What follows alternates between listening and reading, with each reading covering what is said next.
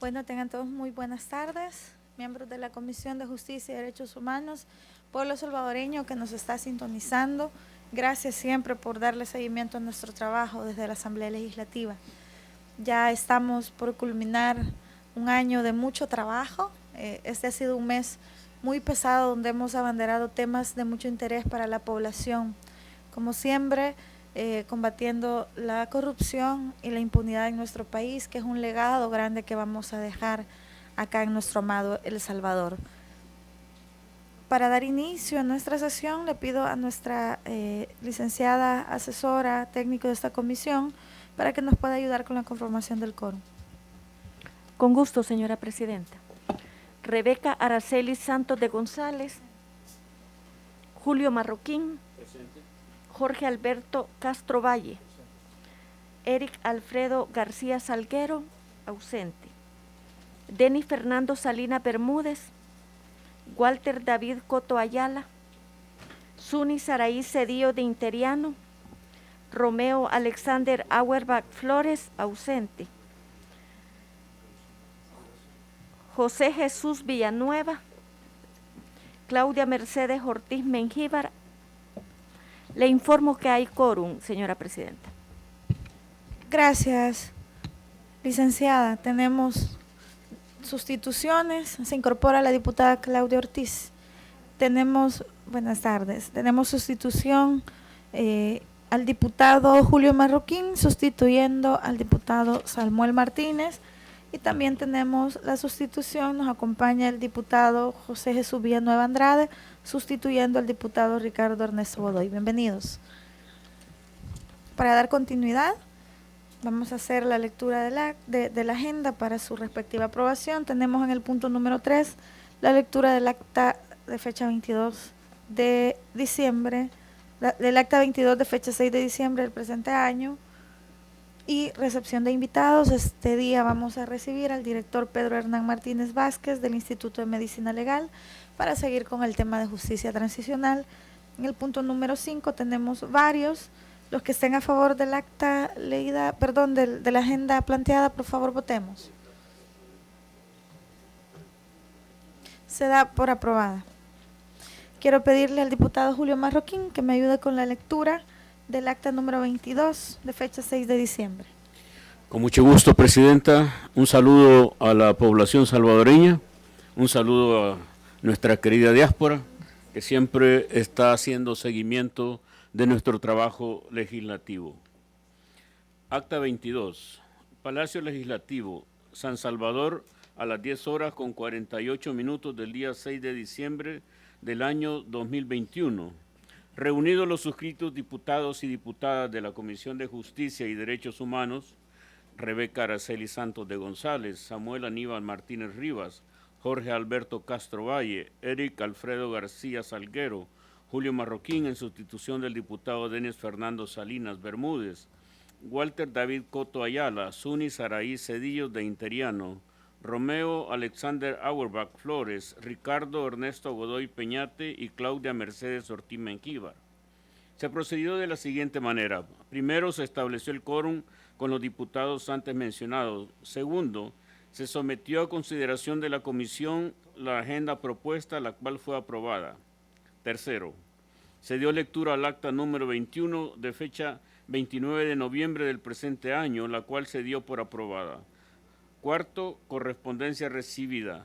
Nota del Consejo Criminológico Nacional solicitando prórroga de plazo para emitir informe de conducta a favor del señor Alfredo Benjamín Mengíbar Saravia, sobre el cual se acordó otorgarle un plazo de 15 días hábiles. Quinto, recepción de invitados. Se recibió el director de la Dirección General de Estadística y Censos de El Salvador, Juan Carlos Salman, acompañado de Jorge Ramos, asimismo a la procuradora Miriam Geraldine Aldana Revelo de la Procuraduría General de la República, acompañada de Candy Acevedo y Mario Edwin Peña Rauda, quienes brindaron sus aportes, comentarios, sugerencias en relación al tema de justicia transicional. No habiendo nada más que hacer constar, se da por finalizada la reunión de trabajo a las 14 horas con 32 minutos y se suscribe la presente acta. Así leída, presidenta. Gracias, diputado Marroquín. Se incorpora el diputado Romeo Auerbach. Y los que estén a favor del acta leída, por favor, votemos. Se da por aprobada.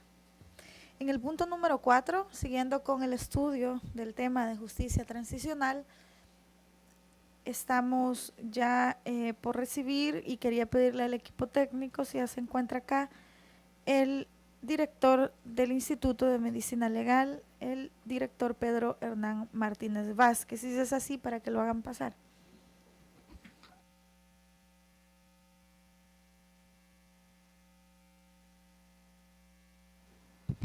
Adelante. Gracias, presidenta. Muy buenas tardes, colegas diputados y a la población salvadoreña que nos sintoniza. Quería sugerir nada más si las actas, cuando se reciben invitados, pueden ser un poco más detalladas. Muy buenas tardes.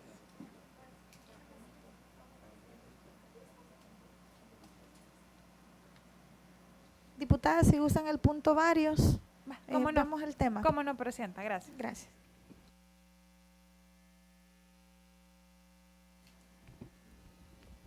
Muchas gracias a nuestros invitados, al director del Instituto de Medicina Legal, el licenciado Pedro Hernán Martínez Vázquez, y también lo acompañan el doctor Cornejo y Oscar Quijano. Bienvenidos de parte de Medicina Legal a esta comisión. Esta es la nueva Asamblea Legislativa y estamos en este momento dando estudio a un tema muy trascendental para la población, y siempre me gusta poner en contexto a las personas que nos sintonizan con el tema de la justicia transicional. Nada menos en estos días estuvimos conmemorando la masacre del Mozote. Quiero felicitar a nuestro presidente Nayib Bukele, quien está dando un ejemplo claro de una verdadera justicia transicional. Nunca en la historia vimos a un presidente tan interesado por aquellas personas que fueron víctimas del conflicto armado. Quiero hacer memoria a esas fotografías que pudimos ver durante el fin de semana, en el que la gente del Mozote lo recibe con tanto cariño. Eso es muestra del agradecimiento que tienen para la gran labor que está realizando. Y queremos decirle al presidente Nayib Bukele que de parte de esta Comisión de Justicia y Derechos Humanos tenemos el fiel compromiso de poder darle continuidad al tema de justicia transicional, no solamente del Mozote, sino de todas aquellas masacres que se dieron durante el tiempo del conflicto armado. Algunas de ellas ni siquiera las conocemos, de algunas de ellas ni siquiera nadie se ha animado a hablar, porque causa mucho dolor todavía. Y no queremos revictimizar a todas aquellas personas que sufrieron y que tienen aún ese dolor de las pérdidas de sus seres queridos. Es por eso que quiero recordarles que esta comisión está dando estudio a un proyecto de ley y hemos iniciado escuchando a las instituciones que nos vengan a dar datos, que nos vengan a dar insumos, aportes para la construcción de esta ley. Hemos decidido hacerlo así porque no es justo que durante años se hayan traído a las víctimas, se sienta aquel dolor con el que hablan y después de más de 30 años no se les haya resuelto. El día que nos sentemos acá con las víctimas, porque ellas son el objeto de estudio de esta ley, vamos a estar ya avanzados en un proyecto en el que ya vamos a tener insumos de todas aquellas instituciones del por qué nunca trabajaron en este tema. Y por primera vez hay una gobernabilidad legítima en nuestro país que vamos a aprovechar al máximo para el bienestar de nuestra población. Esa gobernabilidad que representa un verdadero trabajo articulado entre las instituciones del gobierno, entre la Asamblea Legislativa y sobre todo aquella conexión con nuestra población que son nuestro principal objetivo. Así es que hoy tenemos como invitados al Instituto de Medicina Legal. Es importante conocer desde la perspectiva de ellos cuáles son aquellos datos que se tienen de las personas víctimas del conflicto armado. Así es que les voy a dar la palabra, director, para que usted pueda hablarnos, exponernos, posteriormente también a los doctores que nos van a hablar un poco del trabajo que se han realizado en torno a este tema, y al final los diputados que tengan alguna consulta, sugerencia o duda podrán hacérsela a nuestros invitados. Así es que el micrófono es todo suyo, licenciado.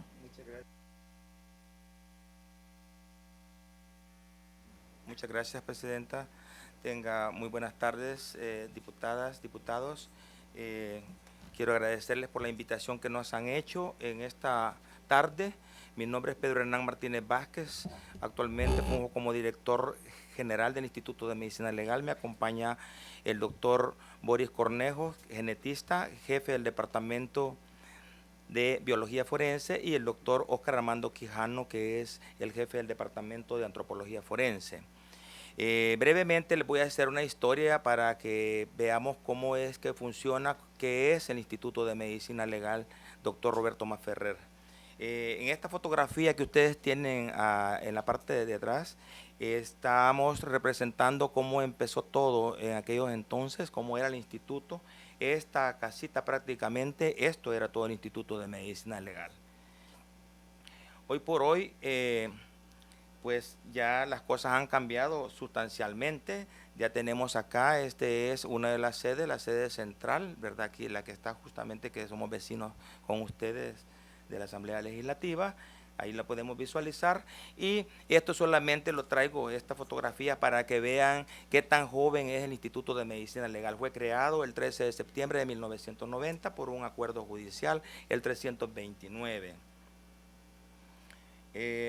Tenemos acá que la Corte Plena de la Corte Suprema de Justicia, de conformidad a las atribuciones señalado en el artículo 51N 18 de la Ley Orgánica Judicial, acuerda crear el Instituto de Medicina Legal. Se nomina también con el nombre del doctor Roberto Masferrer. Y tenemos acá que fue publicado en el Diario Oficial, en el tomo 389, en el número 240, el miércoles 22 de diciembre de 2010, donde ya hubo pues una reforma a la Ley Orgánica Judicial, donde se sustituyó precisamente el capítulo 7 del Instituto de Medicina Legal, en la cual ya dejó de solamente existir el director general como cabeza del Instituto de Medicina Legal, sino que se conformó ya el Consejo Directivo, formado por el magistrado presidente de la Sala de lo Penal, o presidenta en este caso, el gerente general administrativo de la Corte Suprema de Justicia, el gerente general de Asuntos Jurídicos de la Corte Suprema de Justicia, el director general del instituto y el presidente del Comité Técnico Consultivo, que es un representante de todos los peritos a nivel nacional. Las atribuciones del Consejo, bueno, estas son aprobar las políticas, las estrategias y líneas de acción del instituto, proponer a la Corte Suprema de Justicia el nombramiento o la remoción de los titulares de la Dirección General, los jefes de departamentos, así como los peritos. Asimismo, nombrar al personal administrativo y auxiliar correspondiente. Las atribuciones del Consejo Directivo, bueno, es aprobar el plan anual operativo, los protocolos, los manuales, los instructivos y demás instrumentos de trabajo necesarios para el cumplimiento de los fines del instituto. También se aprueban las suscripciones con convenios de cooperación con instituciones públicas o privadas, nacionales o internacionales, en materia de competencias, por supuesto, del instituto. También promover la coordinación y la cooperación en el ámbito de sus atribuciones con los ministerios del órgano ejecutivo, ministerios públicos, Consejo Nacional de la Judicatura, Policía Nacional Civil y demás instituciones relacionadas con su competencia, así como promover las innovaciones tecnológicas y científicas para mejorar el servicio pericial. El Comité Técnico Consultivo, brevemente les explico que solamente es el que se encarga de gestionar la calidad de los peritajes, que como les dije, que estaba integrado por un miembro que había sido elegido a nivel nacional entre todos los peritos, y que se encarga prácticamente de llevar un control de los estándares de los peritajes. La estructura orgánica, que también esto nos puede interesar, cómo está conformada la estructura orgánica, pues tenemos que está de la siguiente manera: el Consejo Directivo, la Dirección General, los departamentos administrativos, el Departamento de Clínica Forense, el Departamento de Patología Forense, Departamento de Química Forense, Departamento de Biología Forense. También tenemos departamentos de las Ciencias de la Conducta Forense, Departamento Académico y Estadístico, jefaturas regionales y cualquier otro departamento que se determinen el reglamento. Las jefaturas regionales y los departamentos se organizarán en secciones y dependerán administrativamente de la Dirección General. Esto fue dado en el Salón Azul del Palacio Legislativo en San Salvador a los 2 días del mes de diciembre del año 2010, cuando fue la reforma precisamente. Y aquí pues tenemos el organigrama ya como está conformado, la Corte Suprema de Justicia a la cabeza con sus 15 magistrados, luego sigue el Consejo Directivo, la Dirección General, el Comité Técnico Consultivo, el Departamento Jurídico, el Departamento de Desarrollo Estratégico y todos los demás departamentos que tenemos acá. Y aquí al final tenemos la sede regional, las subsedes y 2 supervisores. Pero lo que más nos interesa a nosotros es saber que el Instituto de Medicina Legal no solamente se encarga de hacer levantamiento de cadáveres, sino que estos son los procesos sustantivos. Esto es todo lo que el Instituto de Medicina Legal hace durante los 365 días del año, todos los días, las 24 horas. Tenemos dictámenes periciales, certificaciones, capacitaciones y generación de datos estadísticos. En los dictámenes periciales, brevemente les voy a explicar, dictámenes periciales de química forense. Estos son los encargados de hacer todo lo que es toxicología, saber de una tableta, una pastilla de qué se trata. Aquí el Instituto de Medicina Legal, si existe en la tierra, podemos determinar qué es esa sustancia y la podemos investigar.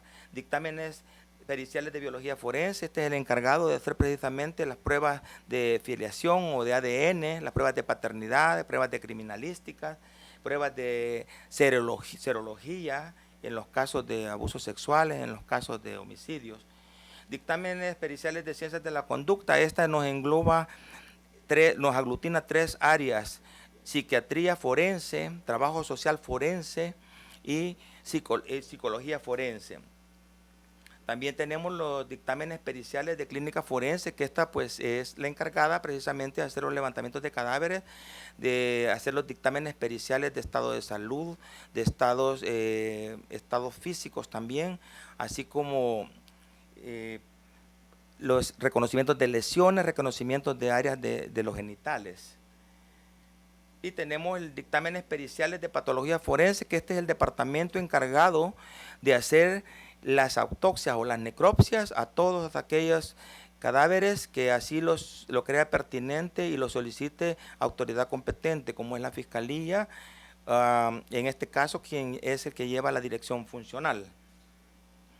Tenemos dictámenes periciales de antropología forense, que esto es prácticamente lo que vamos a hablar el resto de la tarde, que es el encargado de hacer el estudio arqueológico desde el lugar de la excavación y luego el estudio antropológico, que es cuando trasladamos los restos que se han recuperado de los individuos en las excavaciones y se traen para el Instituto de Medicina Legal Central para hacer sus respectivos análisis, que se complementan posteriormente ya con biología forense, que te lleva muy de la mano, por cierto, porque es quien da la prueba científica final del ADN, no siempre, pero esa es la intención.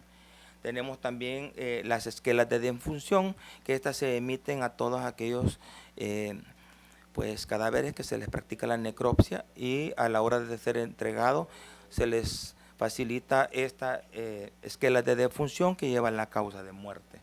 Las certificaciones de los peritajes forenses, estas solamente nosotros las emitimos a la Fiscalía General de la República porque es quien lleva la dirección funcional. Las certificaciones las tendría que dar la Fiscalía para el público en general, que también es bueno saberlo. También las capacitaciones y la especialización de ciencias forenses, que ahora tenemos un residentado desde el 2016, desde que inicié mi gestión, pues prácticamente estamos ya trabajando con varias promociones. Y tenemos la generación de estadísticas, que esto tenemos un informe mensual de los homicidios y todo eso. Veamos, esta solamente la traigo pues para que vean la ubicación de nuestras regionales, que no tenemos 14, como son 14 departamentos, sino que solamente tenemos 7 regionales, 9 clínicas y una subsede, teniendo inclusive una clínica en la Manguera del Golfo, la cual pues damos cobertura en su totalidad a nuestro querido El Salvador, en los 262 municipios, las 24 horas del día. Esto pues tenemos también 2 morgues móviles, las cuales estas están capacitadas inclusive para albergar 4 cuerpos en la parte del frigorífico que tenemos y hacer necropsias en los lugares pues donde se puedan ser trasladadas si ha habido una masacre pues que no la podemos controlar y no la podemos traer hasta acá. Nosotros nos podíamos trasladar hasta allá a practicar los peritajes en el lugar de los hechos. Tenemos departamento de atención a víctimas y usuarios, pues este es un paradigma de asistencia humanitaria que nosotros estamos tratando la manera de dignificar pues a la familiares de las víctimas y dándoles un espacio adecuado en el cual ustedes pueden ver que tenemos una ludoteca, tenemos también una pequeña capilla ya que el espacio que nosotros tenemos es pequeño. Y tenemos aquí el mapa de donde están los módulos, ¿verdad? Los módulos donde están los diferentes departamentos de San Salvador, el triage que lo guía hasta los módulos también. Y en la actualidad, vieron cómo empezamos y en la actualidad esto es la morgue, esto es lo que son las salas de necropsia, donde se practican las autopsias a todos los cadáveres que nos llegan a nosotros, teniendo seis mesas quirúrgicas donde se les practican las necropsias y aquí en esta habitación de acá tenemos una adicional para practicarle las necropsias a los cadáveres que están en estado avanzado de putrefacción. Tenemos también frigoríficos aquí en San Salvador y en todo el país, en todas las sedes. Aquí tenemos la capacidad para 30 cuerpos, aquí hay 15 y aquí a este otro lado que nos sale en la fotografía hay otros 15 para 30 cuerpos. Esta fotografía que traigo es para mostrarles el equipo con tecnología de punta de primer nivel, laboratorio de genética y laboratorio de química forense, donde tenemos un equipamiento pues que nada que desear con otros países. Ciencias de la conducta, lo que les explicaba anteriormente, que aglutina pues 3 grandes ciencias, que sería la psiquiatría forense, la psicología forense y el trabajo social forense. Medicina legal, la especialidad, lo dije anteriormente, en el 2016 iniciamos nosotros a formar prácticamente nuestros propios especialistas en medicina legal. Son 3 años que esto como inició con la Comisión de Asesoría Técnica de la Dirección Nacional de Educación Superior, el Ministerio de Educación, la Dirección de Recursos Humanos de la Corte Suprema de Justicia y la Comisión de Asesoría Metodológica y Coordinación, equipo académico del Departamento de Educación Médica, la Facultad de Medicina y la Universidad de El Salvador, quien es con que se ha hecho el convenio, y la malla curricular que se diseña por nuestros especialistas, los médicos forenses. Aquí vemos nosotros cómo los residentes que están en formación ya para tener la especialidad en medicina legal, pues están interactuando con un profesor, con un médico español, y que no solamente le enseña cosas de medicina, sino que también en este caso le enseñan arte. Como ustedes pueden ver, aquí está una pintura de Santo Tomás y que se dice que es el santo de los médicos forenses, ya que nosotros si no tocamos, si no palpamos, pues no podemos dictaminar nada que no nos conste, que no hayamos visto. Aquí tenemos la interacción de nuestros residentes en formación también, ya los de tercer año, que están interactuando con los señores fiscales, con los señores auxiliares del fiscal general, para que poder trabajar en equipo. Aquí tenemos cómo se sensibiliza, cómo nuestros médicos, después de que le han hecho el estudio antropológico aquí en San Salvador, se trasladan hasta, en este caso emblemático, el Mozote, a hacer la restitución de los restos óseos humanos a sus familiares. Y el respaldo científico de nuestros laboratorios de antropología forense, pues lo tenemos a través de la Fundación de Antropología Forense de Guatemala, por ejemplo, la FACG, el equipo argentino de antropología forense con quienes hemos trabajado desde hace muchos años y cada vez que hay oportunidad y así lo delegan, pues también tenemos que trabajar para poder validar ese tipo de estudios antropológicos que se hacen. La Comisión Internacional para Personas Desaparecidas, el Centro de Derechos Humanos de la Universidad de California en Berkeley. Y en la pandemia que hemos tenido bastantes dificultades, sin embargo, pues hemos salido avante ya que hemos hecho nuestro trabajo el 100% con la cantidad mínima necesaria del personal idóneo para poder hacer nuestro peritaje, ya que pues todos en su momento pues había miedo, había temor, y yo creo que ahora pues hemos superado un poquito esa parte. Aquí hemos presentado problemas a la hora de practicar un reconocimiento que la Fiscalía nos manda a ir a hacer un levantamiento de cadáver a un paciente que tiene COVID, pero en el cual lo han reportado que hay un mal procedimiento médico y que entonces se le tiene que practicar una necropsia. El Instituto de Medicina Legal lo ha hecho, inclusive con pacientes con COVID positivo, siempre y cuando sea una indicación o un requerimiento fiscal o de un tribunal. Aquí estamos con esto. Los obstáculos que hemos obtenido, bueno, es el mismo temor, como les digo, los sindicatos pues se nos han bloqueado a veces la salida, y para ir a hacer ese levantamiento que vimos atrás tuvimos que salir por una puerta trasera y sacar un equipo, prestar carros a la corte para poder dar cumplir nuestra obligación, cumplir el mandato que tenemos nosotros, que es la elaboración de los peritajes. En este caso sería el levantamiento de cadáver. También si el fiscal o los jueces consideran pertinente, nos dan el requerimiento de que vayamos a practicar estados de salud a los hospitales, en este caso al hospital psiquiátrico, 58 privados de libertad que están con enfermedades SARS-CoV-2. Nosotros fuimos porque también, gracias a Dios, hemos tenido todo el equipamiento necesario, nivel 3, para poder que nuestros peritos se puedan proteger. La coordinación interinstitucional, esto es algo maravilloso, ya que estamos trabajando de la mano con el ministro de Salud, con el fiscal general, en el sentido de que hay una coordinación constante. Si hay un hecho delictivo o si hay un problema, pues nos llaman y ahí nosotros estamos presentes para poder darle nuestro servicio pericial. La disponibilidad inmediata que tenemos nosotros, teníamos cuando inició la pandemia, eran 151 médicos, 9 enfermeras, 26 psicólogos y 69 vehículos.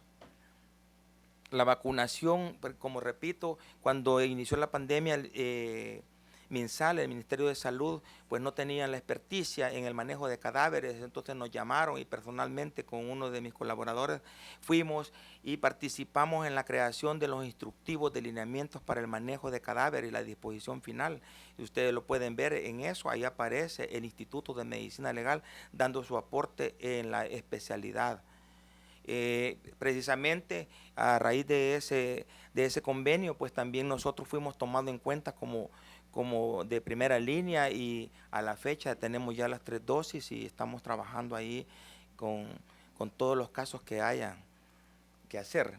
También tenemos ahí un proyecto de ley que era proponerle a crear el Banco Nacional de Datos Genéticos. También se está trabajando junto con la policía y junto con la Fiscalía General de la República y algunos cooperantes externos. También estamos formando parte de este equipo. Esta fotografía que traigo es para mostrarles que así como en este ataque que hubo 9/11 en las Torres Gemelas, se ocuparon software como Énfasis, por ejemplo. Nosotros lo tenemos en El Salvador, que se utiliza este software cuando hay muchos cadáveres y que no se pueden identificar porque están quemados o están en estado avanzado de putrefacción o es bien difícil. El doctor acá puede hacer este tipo de pruebas y identificarlos pues con la agilidad que se merece y se necesita en ese momento. Ahorita mismo pues estamos ya dándole casi inicio a las audiencias virtuales, ya el equipo y la infraestructura la tenemos lista, se han hecho cabinas para presentar las audiencias virtuales. ¿De qué se trata esto? De que nuestros peritos ya no se van a tener que trasladar desde San Salvador a Sonsonate, a Santa Ana, para ir a declarar o para ir a presentar su informe pericial, sino que van a pasar de acá mismo a las cabinas y aquí virtualmente van a participar en esto. Aquí ya viene la parte prácticamente por la cual hemos sido convocados, y me gustaría mucho que el doctor Óscar Armando Quijano, que es el jefe del Departamento de Antropología Forense, pues nos ilustrara con esto. Déjeme decirle que es un médico muy comprometido desde el principio, ha tomado las riendas de ese departamento y ahora estamos pues dándole cumplimiento a todos los requerimientos.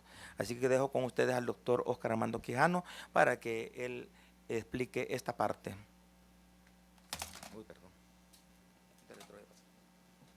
Muy buenas tardes. Gracias. Muy buenas tardes, señores diputados.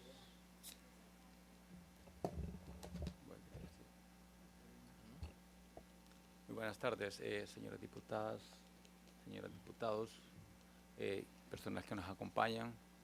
Es para mí un honor, pues, en esta tarde estar con ustedes y darles parte de nuestro trabajo que realizamos a diario, ¿verdad? Nosotros estamos laborando, como les digo, desde que prácticamente se instaló el Departamento de Antropología Forense, porque anteriormente era un equipo, solamente éramos 2 o 3 personas, ¿verdad? El doctor Pablo Mena Alvarado, que acaba de recién fallecer, él era uno de los iniciadores, precursores, ¿verdad? Y pues se le dio inicio a esto y luego pues su servidor poco a poco fuimos compenetrándonos, involucrándonos y hasta el momento pues gracias a Dios y al apoyo que nos han brindado las autoridades, el doctor Martínez es de los que más ha apoyado la creación, evolución y camino y equipamiento de antropología forense, ¿verdad? Aquí realmente pensábamos que nunca iba a existir un departamento de antropología forense, ¿verdad? Pero de a poco vamos caminando. Como les digo, hemos trabajado de la mano con el equipo argentino de antropología forense, quienes nos han brindado capacitaciones con la Fundación de Antropología Forense de Guatemala, ¿verdad? Y hemos hecho casos, como le vamos a mencionar a continuación, ¿verdad?, del conflicto armado, que es el caso que hoy nos ocupa, ¿verdad? Así que acá tenemos, vean, nosotros comenzamos haciendo exhumaciones, ¿verdad? Cuando nos refería el juzgado, cuando nos refería pues alguna entidad competente, como dicen, ¿verdad? El caso del 2005-2008, en Arcatao, Chalatenango, se recuperaron 14 cuerpos del conflicto armado, los cuales pues todos eran entre menores y mayores de edad, fueron restituidos. Ahí están todas las exhumaciones que hemos hecho, porque se ha trabajado con todos aquellos casos del conflicto armado donde las familias han ido a denunciar a las entidades pertinentes que han sido enterrados en forma clandestina, y nosotros, para darle, como dijo el doctor, darle cumplimiento a esta clase de denuncias, a esa clase de peticiones de parte de la población, hemos ido haciendo. Ustedes ven, la mayoría de restos que se han recuperado, todos son de conflicto armado, 80, 81, 82, ¿verdad? Acá pues hablamos del equipo de la masacre del Mozote, pues lo medular, pero no solamente ese caso ha sido, ¿verdad? Tenemos casos como el caso del Zumpul, el caso de los Orajes, el caso de la última guinda de mayo, el caso del Níspero, ¿verdad? El caso del Calabozo. Entonces todos esos casos nosotros los hemos ido trabajando de a poco, y en muchas de esos hemos trabajado en coordinación con el equipo argentino, de quienes hemos ido aprendiendo y hemos homologado protocolos. Eso lo hemos hecho con el apoyo que nos han brindado las autoridades, porque para eso se necesita inversión, se necesita equipamiento, se necesita adiestramiento, capacitaciones, equipo, personal y sobre todo las ganas de hacerlo, ¿verdad? Porque los lugares a los que vamos no son lugares de ir y vuelta el mismo día, ¿verdad? A veces nos queremos quedar a dormir allá, como el caso del Zumpul, pues que nos quedamos a dormir allá 15 días, ¿verdad? Con tiendas de campaña. Ahí pueden ver ustedes todas el caso de los Orajes, la última guinda de mayo, que ustedes tal vez alguna vez han leído algún libro del respecto, pues fue en mayo la guinda, y ahí pues se recuperaron 6 menores de edad, ¿verdad? Todos ellos fueron depositados en unas piletas donde tenían sacos de añil, ¿verdad?, que daban a un río. Siguiente. Y como le digo, ahí les menciono yo el equipo argentino, con quienes hemos trabajado. En este caso, nosotros hemos tenido acceso a información, porque se presenta el caso de que los argentinos hacen el trabajo de monitorear, ya no prácticamente vienen a trabajar de palo y piocha, como decían antes, sino que ellos únicamente vienen a monitorear, porque se estableció un convenio entre la Corte Suprema de Justicia y el equipo argentino. Entonces nosotros prácticamente le damos cumplimiento a eso, y ellos prácticamente nos dan las directrices y nosotros lo cumplimos. Llega hasta el momento de que nosotros prácticamente hacemos lo mismo que el equipo argentino. Homologamos, como le digo, todos los protocolos, tanto de entrevista, arqueológico, antropológico, incluso restituciones y ADN, ¿verdad? Entonces, ahí ven ustedes todas las masacres, incluso la masacre de la Quesera, donde se recuperaron pues las semanas de Villalobos, ¿verdad? Tenemos ahí la del Junquillo, ¿verdad? El caso de Loma Alta en Tepetitán, siguiente. Y ahí tenemos las siguientes, ¿verdad? No quiero cansarles una por una, ¿verdad? Y otros que se han hecho, pero lamentablemente no se ha encontrado nada, como el caso de la Universidad de El Salvador, ¿verdad? Que se trató de buscar y ubicar 2 cuerpos que fueron asesinados, los primeros que se asesinaron en 1977, ¿verdad? Pues se excavó, se hizo una excavación, tardó varios días, yo di por concluido eso porque prácticamente se estaba excavando a ciegas, ¿verdad? Entonces, y pues se concluyó, se dio por cerrada ese trabajo, ¿verdad? Pues se trabajó, se buscó, y no siempre el resultado es el esperado, pero eso no indica que no se haya dado el mayor esfuerzo, lo mejor del trabajo que uno puede hacer, ¿verdad? Siguiente. Y aquí tenemos lo que se ha hecho del Mozote. En el Mozote hemos laborado, ¿verdad?, del 2015, 2016, y se hizo el último en llamado Yancolo, que fue uno de los cantones aledaños al Mozote. Son 7 cantones aledaños, más no recuerdo, son los Toriles, Cerro Ortiz, Cerro Pando, Las Lajas, Los Encuentros, ¿verdad? Entonces, este es del 2015, donde se excavaron 8 fosas, de las cuales únicamente 6 fueron positivas a hallazgos de restos. 23 víctimas de menores de edad, 14 víctimas adultos, ¿verdad? Se lograron identificar 37 víctimas de este 2015. Esto fue para después de Semana Santa de este año, 2015, ¿verdad? Estos se hicieron las siguientes restituciones. Se hicieron restituciones, como ustedes pueden ver ahí. Se hizo el 19 de febrero del 2016, se restituyeron 3 en el lugar del caserío El Mozote.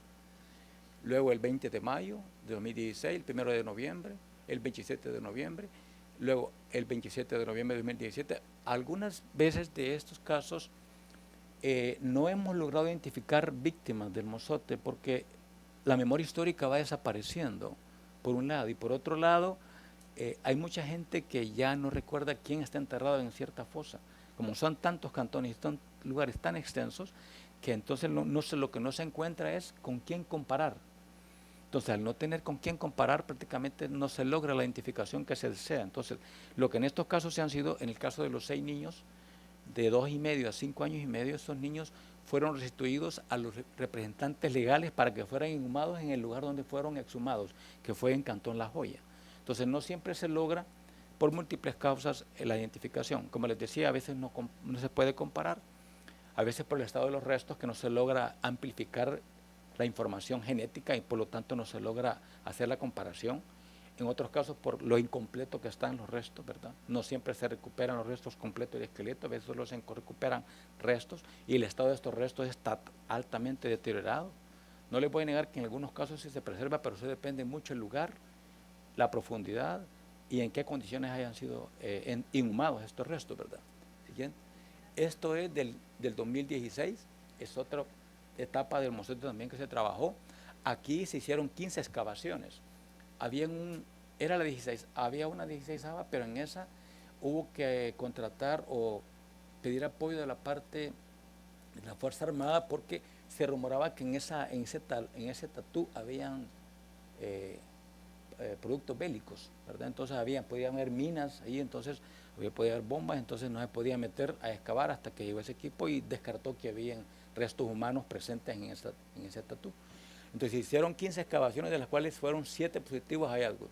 Los restantes no se encontró nada. Entonces de estos 7 se recuperaron 29 víctimas, 18 adultos y 11 menores, ¿verdad? De estos prácticamente lo que tenemos es que ya se envió la respuesta por parte de ADN y de nosotros también ya tenemos eso. Esto, tanto el 2015 como el 2016, fue monitoreado por el equipo argentino porque había un convenio, ¿verdad? Pero todos estos peritajes los firmamos nosotros, ¿verdad? Fueron firmados nosotros porque ellos ya prácticamente ya daban fe que nosotros ya teníamos la capacitación, el nivel académico y el aprendizaje como para poder nosotros tomar posesión de eso y hacerlo nosotros. De lo cual, pues, el doctor Martínez estuvo muy al tanto de eso, envió inmediatamente la información al juzgado, a la fiscalía, y de eso ya se tiene información entregada.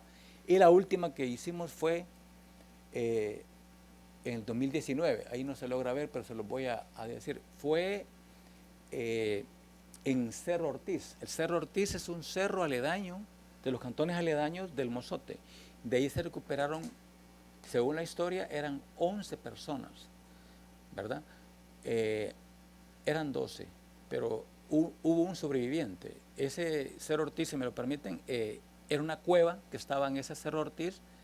Cuando estaba el operativo, las personas, una familia, se fue a guarnecer a esa cueva y lamentablemente escucharon que venía la tropa, y cuando venía la tropa se metieron a la cueva, y el momento que la tropa iba pasando enfrente a la cueva, alguien sacó la cabeza para ver y un soldado lo vio, entonces agarró una granada, se las tiró, reventó. Entonces el testigo solo menciona que vio el destello de luz, pero fue el único sobreviviente.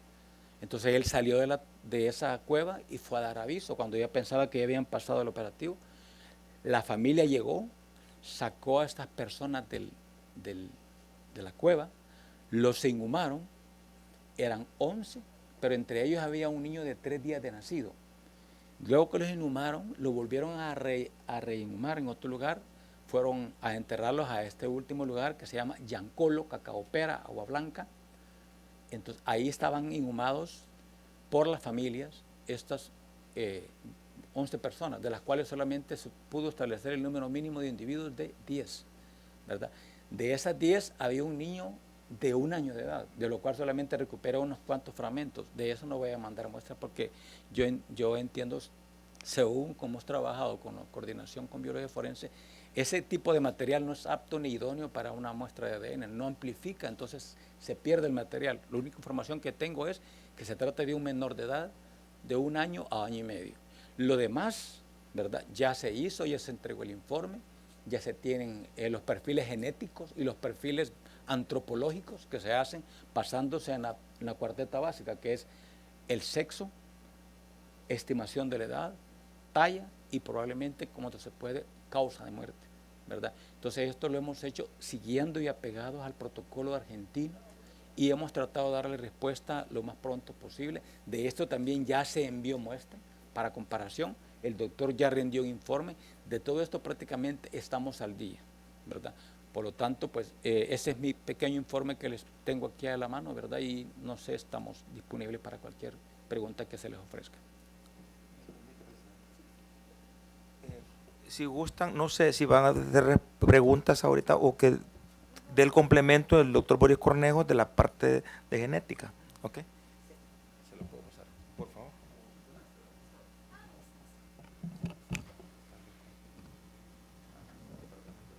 Gracias. Bueno, muy buenas tardes, diputados y diputadas. Mi nombre es Boris Cornejo y para mí también un placer poder rendir informe acerca de lo que hace nuestro departamento de biología forense del Instituto de Medicina Legal para aclarar un poco cómo ha sido nuestro trabajo en estos últimos años, especialmente en relación al conflicto armado, a los casos de la guerra que hemos estado investigando, ¿no? Entonces, en relación al conflicto armado, digamos que el Departamento de Biología Forense, en el departamento se tienen registros, como bien decía el doctor Quijano y el doctor Martínez, hay una parte de la investigación que se hizo en torno al mozote que fue llevado a cabo por el Instituto Argentino de Biología Forense previo al año 2005. Para entonces no estaba muy bien desarrollada la técnica del ADN. Entonces estas muestras se iban, se analizaban allá y no tenemos registro de esos informes.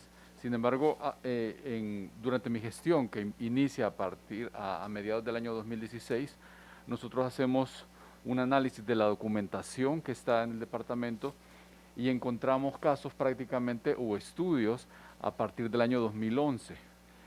El Departamento de Biología Forense, para tener un antecedente, inicia aproximadamente en el año 2003.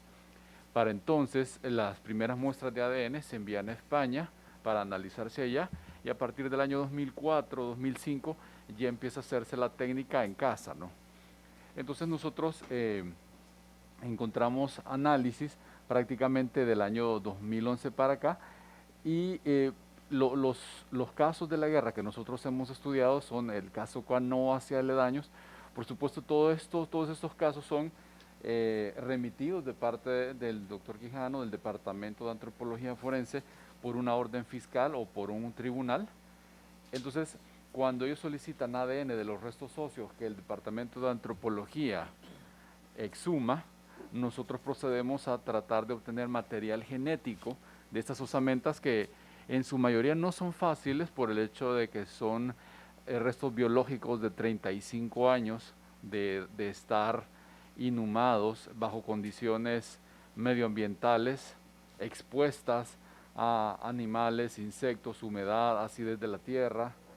Como bien dice el doctor, en muchos de estos casos no se encuentra una persona de comparación, y a esto él se refiere de que a pesar de que nosotros obtenemos un perfil genético de esta muestra biológica, no hay un familiar para comparar, para decir este resto biológico pertenece a esta familia, porque no hay nadie de esa familia. También se dificulta cuando como lo que menciona el doctor, la memoria histórica. Han pasado tanto tiempo que muchas veces de la misma investigación que se hace local ya no se encuentran personas que conozcan los hechos como sucedieron en el momento, ¿no?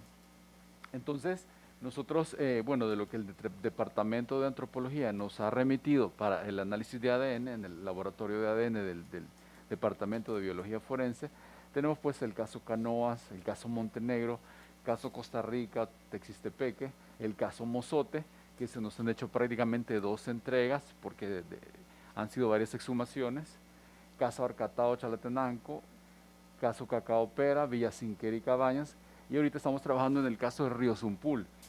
Todos estos ha estado a cargo el doctor, ¿verdad? El doctor Quijano ha estado a cargo de la exhumación, y podemos ver que en total hemos tenido en nuestro departamento, o hemos tenido muestras de 92 familiares que se han encontrado de esas probables víctimas, y nos han llegado prácticamente 107 muestras de personas diferentes. Probablemente son muchas más de 107, podrían ser 500 muestras, pero me refiero que son 107 individuos, valga la redundancia, individualizados por el Departamento de Antropología, porque de una persona pueden haber cientos de muestras óseas. Entonces el Departamento de Antropología arma un esqueleto de esta persona que puede tener 100, 200 fragmentos, y de ahí se escoge la mejor muestra para ser analizada ADN, y entonces esa muestra forma parte del número 107 por persona, pero muestras son miles, ¿no? Y entonces, si nosotros analizamos el número de personas que hemos analizado como referencia y las muestras de osamentas recibidas, estamos hablando aproximadamente de 199 personas diferentes, probablemente triplicadas o cuadruplicadas por el número de muestras que recibimos, ¿no? De esto hemos encontrado o hemos podido identificar a 24 personas. También 24 personas hemos excluido que no es el familiar que se anda buscando. 31 casos hemos reportado como un caso no concluyente, es decir, no se logra una estadística determinante para decir que esta familiar pertenece o no a una familia en específico, porque a veces los mismos familiares no comparten la información genética, aunque sean familiares. Es decir, un hermano y una hermana, por ejemplo, si no comparten muchos marcadores genéticos entre ellos, puede que sean hermanos, pero su información genética, como no ha sido recibida homogéneamente, no se puede llegar a una conclusión. No así como en los casos de familiaridad de primer grado entre padres e hijos, que la información genética siempre es el 50% de uno y el 50% del otro. A veces es necesario mencionar lo que nos piden, que analicemos si esta persona pertenece a una familia tal, y en la familia el único familiar que nos dan es un tío materno, un medio tío materno de segundo grado, y entonces ya la comparación genética es muy difícil poder determinar, y nosotros no podemos inventar un resultado solo para que digan qué buenos son, ¿no? Y descubrieron el parentesco. No, tenemos que analizar los números como son, hacer la bioestadística como es, y muchos de estos casos, por eso es que acá llegan a ser prácticamente no concluyentes, ¿no? También tenemos muestras que, como bien decía el doctor, ya no son muestras aptas, están muy deterioradas, no se logra obtener material genético de ahí, y de hecho, bueno, hemos tenido casos donde, como bien se mencionaba, han participado laboratorios de genética de otros países igual ellos tampoco pueden obtener el material genético cuando nosotros aquí en casa no podemos obtener material genético. Es decir, nuestros protocolos son validados a nivel internacional y contamos con toda la tecnología de punta en la actual gestión del doctor Martínez, y no nos hace falta equipo como para decir nos faltó reactivo, nos faltó un equipo, si hubiera sido por esto lo hubiéramos podido determinar, no tenemos todos los insumos necesarios, simplemente que la muestra a veces es tan deteriorada que no se encuentra pues material genético.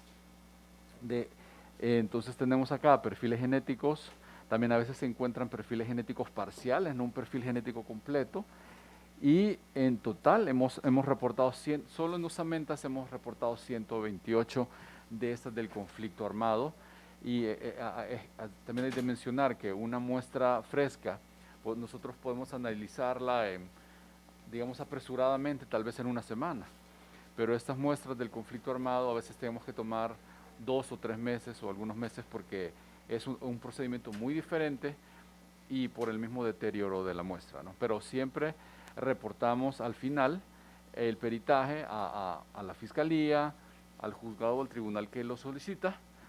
Es importante decirlo porque a veces dicen de que medicina legal no dio el resultado. A las mismas a veces organizaciones no gubernamentales, ¿no? Dicen, seguimos esperando los resultados de medicina legal, de nuestros análisis, de nuestras osamentas. Nosotros no le reportamos directamente a estas ONGs, sino que reportamos al juez que solicita un estudio pericial.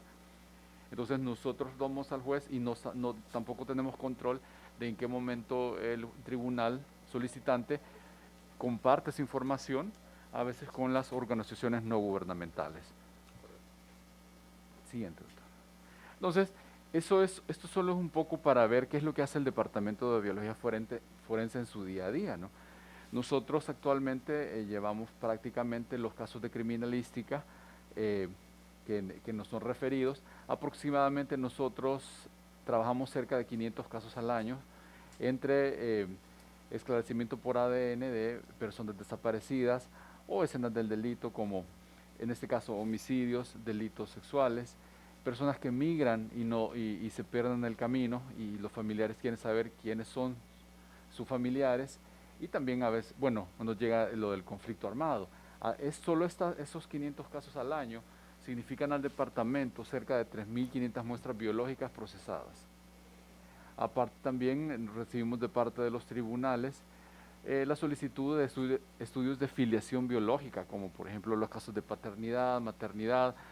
No solo eso, a veces no está está el padre ausente y quieren que sepamos si es hijo o no de una persona a través del ADN de los abuelos o de algún tío o a través de algún hermano. Todo este tipo de análisis nosotros lo hacemos por medio de ADN del núcleo de la célula, ADN mitocondrial, que es otra técnica, marcadores de cromosoma Y o paterno para establecer línea biológica paterna, marcadores de cromosoma X, es decir, tenemos todos los análisis genéticos para identificación de personas, prácticamente que actualmente se realizan a nivel mundial, nosotros los practicamos en el Departamento de Biología Forense, y eso nos significa alrededor de 2.500 muestras biológicas procesadas por año. También tenemos un laboratorio de serología en el cual nosotros determinamos, antes de que se haga un análisis por medio de ADN, si existe el material biológico para encontrar ese ADN. Por ejemplo, en una escena del delito sexual, antes de enviar una muestra de un hisopado vaginal, por ejemplo, al laboratorio de ADN, analizamos si primeramente hay espermatozoides ahí o líquido seminal, para nosotros luego pasar a hacer un análisis genético. Esto que es un triage prácticamente muy grande, y no solo para determinar presencia de secreciones humanas, sino que también presencia de enfermedad de transmisión sexual o embarazo en una violación, por ejemplo, nos significa alrededor de 10.000 muestras procesadas por año, de los cuales 3.000 se archivan porque nunca son solicitadas por la autoridad pertinente para hacer ese análisis, porque no hay un imputado al respecto, sino que se dejan guardadas para cuando se encuentra una persona, y lo demás pues prácticamente se analiza, y eso nos significa alrededor de 2.000 casos de serológicos analizados cada año. Estamos hablando solo de un departamento del Instituto de Medicina Legal. Siguiente. Entonces, en total, prácticamente nosotros procesamos cerca de 16.000 muestras biológicas por año, divididos en 3.000 casos, de los cuales 3.500 muestras son de casos criminalísticos, 2.500 muestras de casos de parentesco biológico y 10.000 muestras para análisis serológico. Y esa sería mi intervención. Muchas gracias. Muchas gracias a los tres por su exposición. Sin duda, el trabajo del Instituto de Medicina Legal es grande y creo que también los salvadoreños han visto cómo ustedes lo han descrito perfectamente. Respecto al tema que estamos estudiando, bueno, tenemos acá una sustitución del diputado José Luis Afi, sustituyendo al diputado Eric García. Bienvenido, diputado. Respecto al tema que estamos en estudio, si algún diputado tiene participación, alguna duda, alguna consulta, tal vez me ayudan con la luz también acá. Alguna duda, una consulta, alguna opinión, este es el momento para los diputados, si tienen alguna intervención. ¿Alguna consulta, duda? Diputado Julio Marroquín tiene la palabra. Bueno, quiero felicitarlos por la magnífica presentación que nos acaban de dar. Para muchos de nosotros es términos que, bueno, son muy especializados, pero que tienen que ver con el tipo de labor que ustedes hacen. Yo quiero decir de que me movió profundamente cuando hablábamos sobre la cuestión de las víctimas, ¿verdad? Pues yo tuve en mi vida participé, estuve vivo en ese proceso de la guerra, y en mi propia casa sucedió prácticamente una masacre. Entonces revivir para mí individualmente esos hechos es bastante difícil, pero yo quiero referirme a una cuestión en específico. Veo que las fechas en las que ustedes están laborando arrancan de un periodo relativamente reciente, el 2016.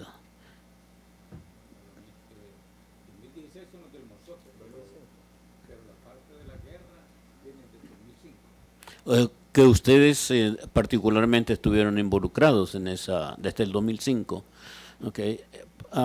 En el Mozote se habla de aproximadamente de cerca de 1.000 personas que fallecieron en la masacre del Mozote. A su conocimiento, ¿cuántos de esas víctimas tenemos récords en existencia? Muchas gracias. Bueno, en el Mozote el registro que se tiene son registros bastante volubles, ¿verdad? Porque cuando se agarra el censo del Mozote, que es un caserío, es un censo. Y las personas fallecidas correspondientes a esa jurisdicción del caserío del Mozote son unos. Pero acuérdese que en ese momento del operativo, que duró 3-4 días, se incorporaron gente de los cantones aledaños al Mozote. Entonces eso de alguna forma varió, modificó el censo. Hay gente que no murió y hay gente que sobrevivió. Entonces, las cifras pueden oscilar, ¿verdad? Pero andan en 800 y algo, ¿verdad?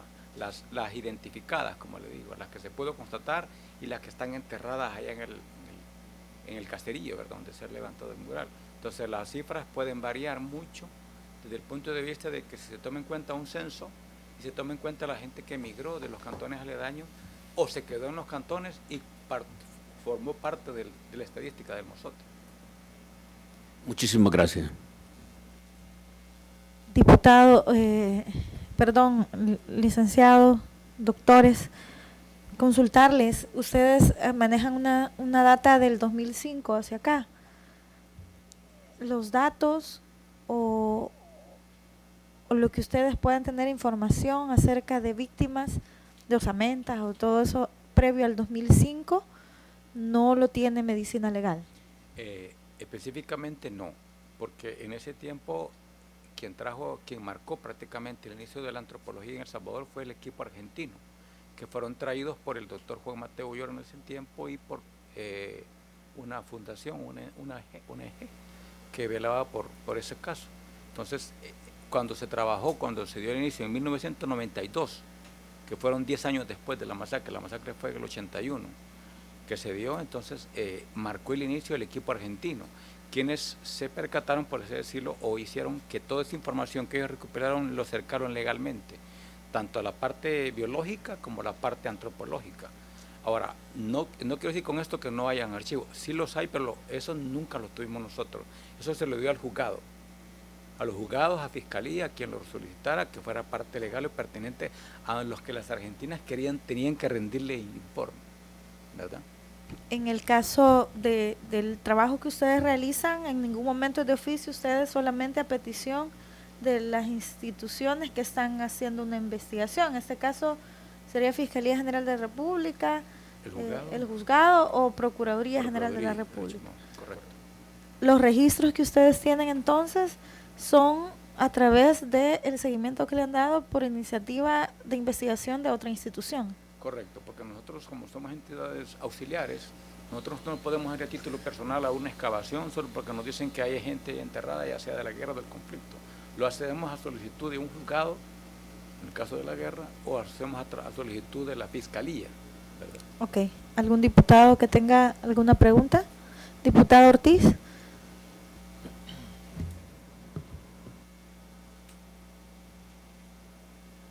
Muchas gracias. Muy buenas tardes, doctores. En primer lugar, felicitarles y agradecerles la ardua labor que hacen desde el Instituto de Medicina Legal. Es sin duda una labor compleja, tanto humanamente, ¿verdad?, como también científicamente. Y me da gusto ver que hay capacidades instaladas muy buenas en el Instituto de Medicina Legal y que creo que es importante ampliar y potenciar de cara a la aspiración que tenemos como comisión de poder tener una ley de justicia transicional. Yo tengo algunas preguntas, justamente en primer lugar de cara a cuáles esas capacidades instaladas, cuántos, por ejemplo, médicos antropólogos existen, cuántos médicos que hacen medicina forense, ¿verdad?, que puedan dar respuesta a una eventual aprobación de esta ley y que sea el Instituto de Medicina Legal quien vaya a asumir, porque no hay otra entidad en el país con esas capacidades, con esa tecnología y con ese equipo humano y técnico.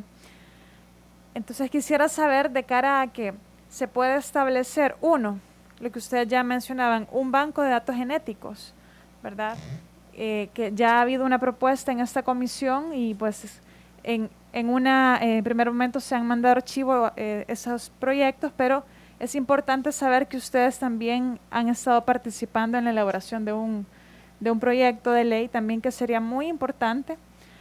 Lo que me queda claro de lo que ustedes han expuesto es que se nos está acabando el tiempo, porque cada vez que pasa más tiempo, que pasan más años, los restos humanos que pueden estar inhumados en todo el territorio de nuestro país van perdiendo la capacidad, como decían ustedes, de amplificar la información genética, o las personas que podrían ser familiares de esas personas que están enterradas ya no van a estar para poder hacer la comparación y poder tener acceso al derecho a la verdad de quiénes son, dónde están, cómo fallecieron, en qué año fue, etcétera.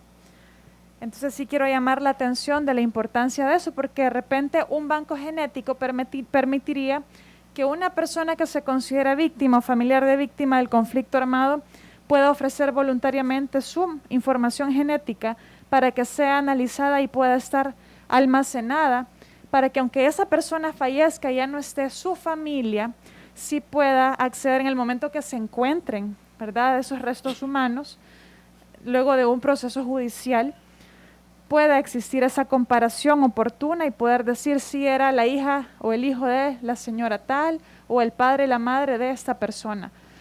Me gustaría que nos compartieran un poco más de información, como yo le decía, uno, de en qué consiste la propuesta que ustedes que nos comentaron, y qué capacidades existen y qué capacidades no existen, pero sería necesario ampliar en el eventual caso de una aprobación de este tipo de legislación de justicia transicional y de una legislación de banco genético.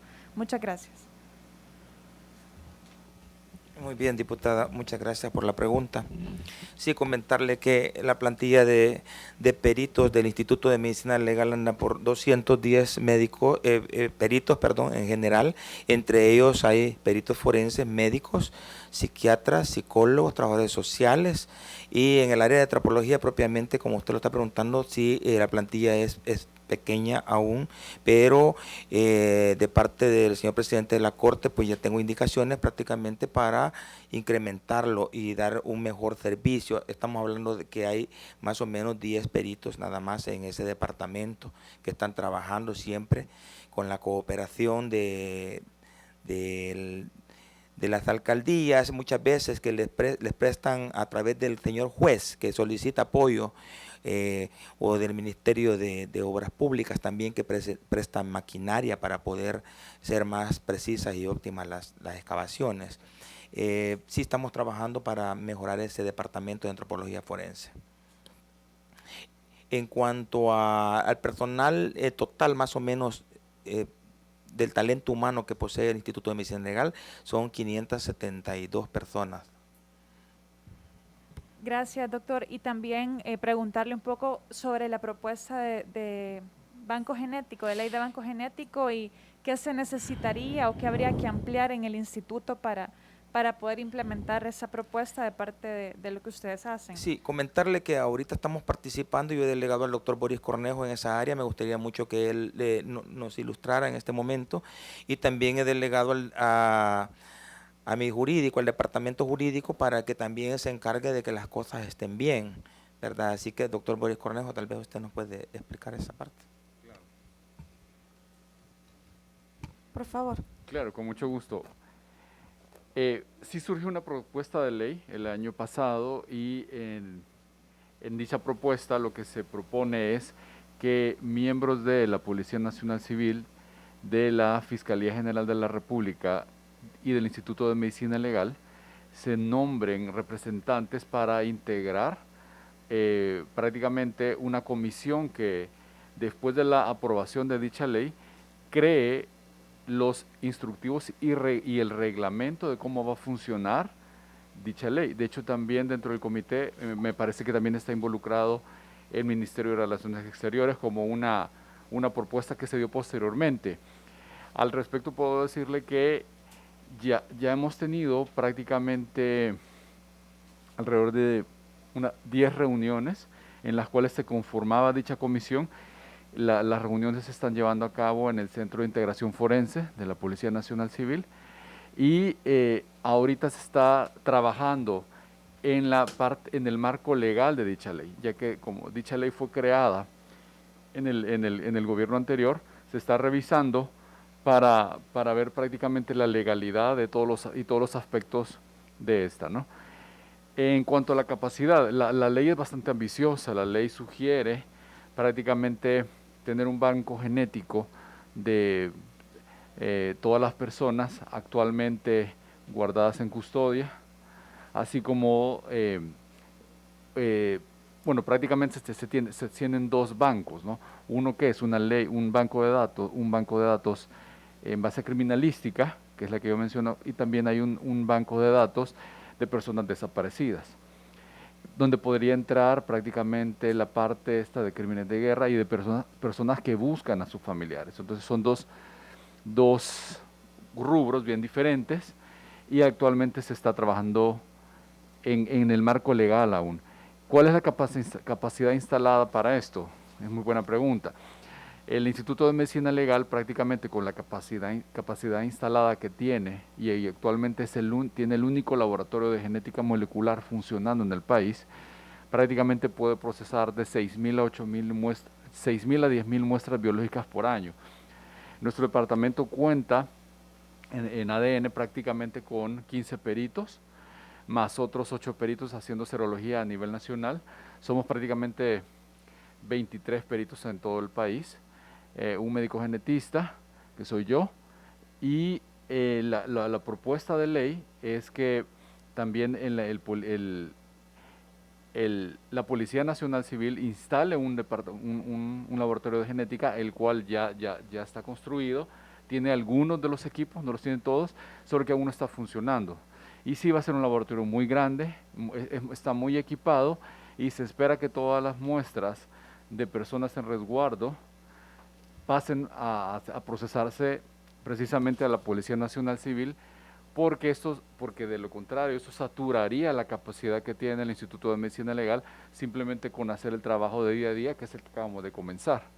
Entonces sí, definitivamente se necesitaría mucha capacidad técnica, muchas personas que se entrenan al respecto, y creo que como bien decía el director, hay algunas instituciones extragubernamentales que han estado trabajando, ¿no? Entonces, por ejemplo, el Centro de Integración Forense fue donado por el departamento del INL de Estados Unidos, una inversión bastante grande, y esto es lo que ha permitido prácticamente la construcción de este laboratorio, que se espera pueda absorber las demandas de un banco de datos criminalística y también de personas desaparecidas, con una dirección de parte de nosotros como expertos en el área, en medicina legal, pero también con directrices de parte de la Fiscalía General de la República y de la Policía Nacional Civil.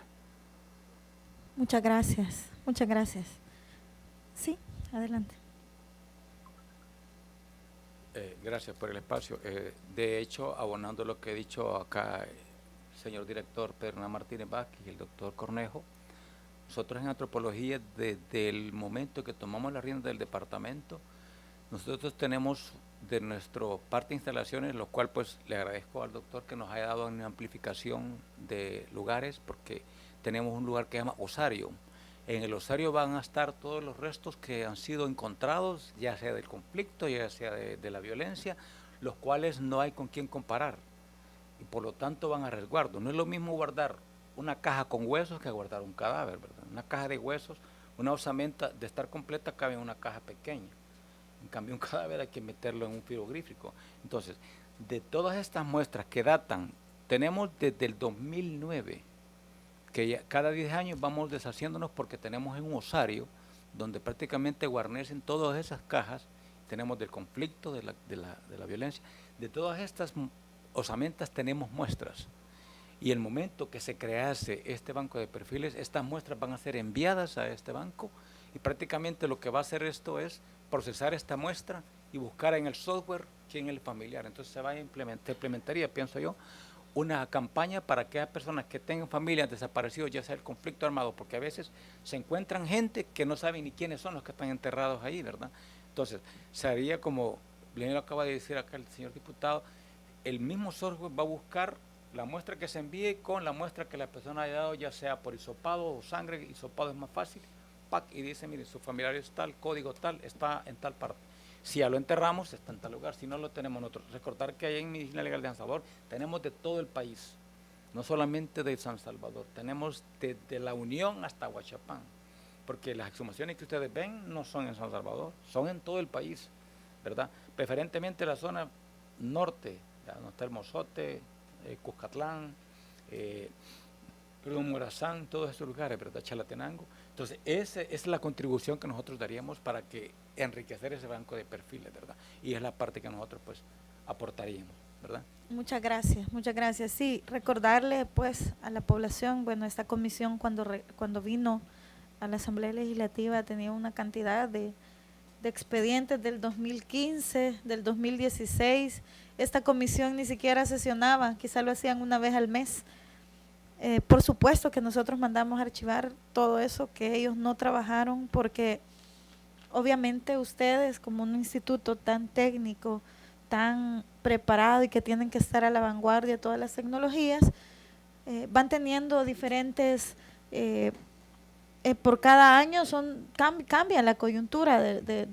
No teníamos, por ejemplo, en el 2015 o 2017, que eran iniciativas anteriores, la pandemia, por ejemplo, todo va cambiando y nosotros tenemos claro que cualquier iniciativa que venga y que beneficie al pueblo salvadoreño, nosotros le vamos a dar estudio siempre y cuando sea a favor de los salvadoreños. Muchas de los expedientes que se mandaron a archivar, ya que lo mencionó la diputada Ortiz, se mandaron a archivar porque recordemos a dónde creaban todas estas leyes, en las oficinas de FUSADES, en las oficinas de aquellas personas que tenían intereses oscuros en la formulación de todas estas leyes. Ahora pues tenemos el compromiso y desde ya nos ponemos a disposición de esta comisión para que ustedes, con todas las iniciativas o todo aquello que pueda funcionarles para tener una herramienta mejor o un mejor resultado como institución, estamos abiertos a cualquier iniciativa de ley para poder nosotros darle estudio desde esta comisión, si así el tema respectivamente pertenece a esta comisión.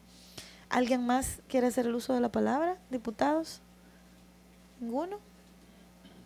Pues, diputado Jorge Castro. Gracias, presidenta. No, quizás en relación a la documentación, que ya más o menos lo habían abordado, pero esta información que ustedes no han tenido acceso porque de alguna manera lo hicieron los equipos argentinos y el resultado se lo entregaron en otros lugares, no necesariamente a ustedes. ¿Hay alguna manera de recuperarla? Esa sería, y porque precisamente a nosotros nos interesa poder ubicar a las víctimas dentro de la ley, ¿verdad? Uno de los fines es el resarcimiento de todas estas víctimas. Entonces yo estaba viendo que hay ciertos parámetros de dificultad técnica también para poder determinar, pero también me preocuparía que lo que se ha podido recolectar también haya dificultad en tener acceso a ello, sobre todo porque ha sido recolectado en gobiernos anteriores, ¿verdad? Donde, tal como lo decía la señora presidenta, la motivación era totalmente diferente y no era apegada a una búsqueda de la verdad. Entonces, pero si podemos encontrar ese tipo de documentación sería algo importante para nosotros. Gracias, presidente. Sí, quizás la consulta era que cómo podríamos nosotros encontrar esta documentación, que data del 92 al 2005. Fíjese que nuestra posición, por ser auxiliares, prácticamente esto tendría que buscarlo en los tribunales, que sería quienes emanaron los requerimientos respectivos en ese momento. Y definitivamente quien haya sido, que haya hecho esas excavaciones y esa recopilación de los restos de los individuos que se lograron obtener, tienen que haber entregado ese informe al tribunal pertinente en su momento, no al Instituto de Medicina Legal. Gracias. Entonces sería realmente necesario, presidenta, vincular a este tipo de funcionarios para que nos puedan de alguna manera iluminar cuál sería el mecanismo o qué es la documentación que tienen, ¿verdad? Sí, recordemos que Medicina Legal, decía, se creó en 1990, tenía que haber sido la institución correspondiente de hacer todo ese seguimiento, por lo menos custodiar cualquier procedimiento que realizaba cualquier organización, ya sea nacional o internacional. Definitivamente sí vamos a necesitar todos esos datos porque así como ustedes nos pueden dar acá números, yo felicito la gestión que usted ha realizado desde el 2016, definitivamente usted mismo lo ha dicho, cuentan con el respaldo y con el seguimiento y garantías de que esos procedimientos se han realizado de la mejor manera, han estado presentes en todos y tienen información de todos, que es lo más importante. Yo solamente podría decir que recordemos quiénes estaban en los gobiernos anteriores y a muchos les puede incomodar aquellos medios o aquellas personas que siempre han estado a favor de cubrir a las personas que cometieron esos delitos o de seguir con la impunidad. Pero lo cierto es que lo que yo he visto después de escuchar a varias instituciones es que ellos mismos les ponían limitantes. Incluso recordemos que muchos de los del sistema judicial en gobiernos anteriores fueron pagados con el dinero del pueblo, con la partida secreta. Entonces no me extrañaría a mí, y lo menciono de esa manera, que también limitaban a esas instituciones para evitar encontrar a las personas que fueron víctimas del conflicto armado, que no sobrevivieron, para primero darle seguimiento a todas esas organizaciones y que siguieran teniendo un ingreso económico, porque eso es lo que hacen. Y lo otro es para no descubrir la verdad, porque al tener la verdad debería de haberse hecho justicia durante más de 30 años. Y apenas estamos viendo un primer presidente que se interesa por las víctimas del conflicto armado, que va hasta estos lugares, visita el Mozote y la gente lo recibe con alegría. Esto nos da un mayor compromiso a nosotros para poder seguir trabajando en este tema. Quiero agradecerles por su visita, por haber atendido la invitación. Sin duda, todo lo que ustedes nos dejan, tal vez a la técnico le regalan la presentación, porque es un archivo que nosotros vamos guardando ya en el momento de crear esta mesa interinstitucional, ya junto con las víctimas, y muy probablemente ustedes estén ahí como parte de esta mesa, y que desde ya pues les anticipo que vamos a estar muy agradados de que formen parte de ella, y que también sepan que esta comisión está a su total disposición, igual que toda la Asamblea Legislativa, a fin de beneficiar a nuestra población. Muchas gracias, Presidenta. Muchas gracias, señores diputadas y diputados. Y aquí estamos a la orden, ¿verdad? A ver cuando tenemos el gusto de que nos hagan una visita para que vayan a constatar que todo lo que hemos dicho aquí es la verdad. Así que ahí los estamos esperando. Eso. Sin duda, esas visitas de campo pues son importantes. Sería bueno en algún momento que esta comisión vaya a conocer esos lugares donde se dieron esas masacres acompañados de ustedes y nos hagan una ilustración de cómo fue todo ese procedimiento. Y pues una vez más, muchas gracias por habernos acompañado.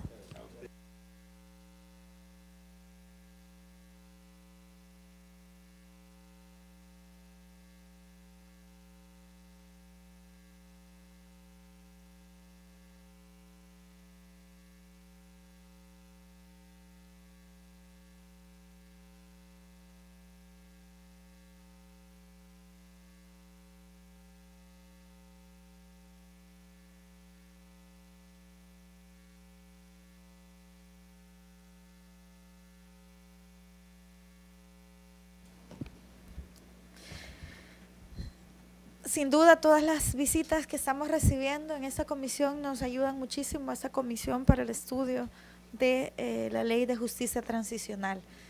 Yo creo que, como decía la diputada Ortiz, hay que avanzar en esto, porque es increíble que las personas que incluso han encontrado ni siquiera pudieron comparar el ADN para ver su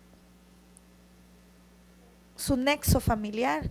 Es decir, que estas personas que no sobrevivieron y los familiares que quedaron vivos a lo mejor ya murieron o perdieron la esperanza de que estas personas algún día podrían ser encontradas, a lo mejor están fuera del país, están en otro lugar, y creo que ese compromiso persiste y sobre todo lo tenemos claro en esta comisión, que es una de nuestras prioridades.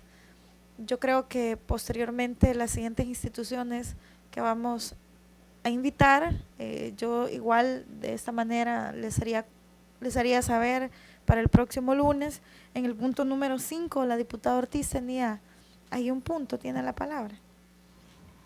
Gracias, Presidenta. Sí, nada más hacer la observación que me parece importante que ya sea en las actas o en algún anexo a las mismas, se pueda registrar con mayor detalle la información que se va vertiendo en estas reuniones, en las sesiones de la comisión, porque observando el acta 22 que se aprobó al inicio de la sesión, no hay mayores detalles y sin duda las exposiciones fueron muy ricas en la semana pasada.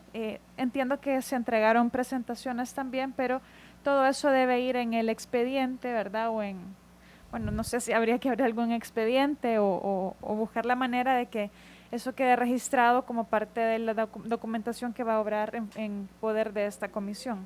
Sí, solo recordarle a la población que de manera transparente se transmiten estas comisiones y cuando no se hace pues queda registro, luego se suben porque a veces simultáneamente hay 2, 3 o 4 comisiones.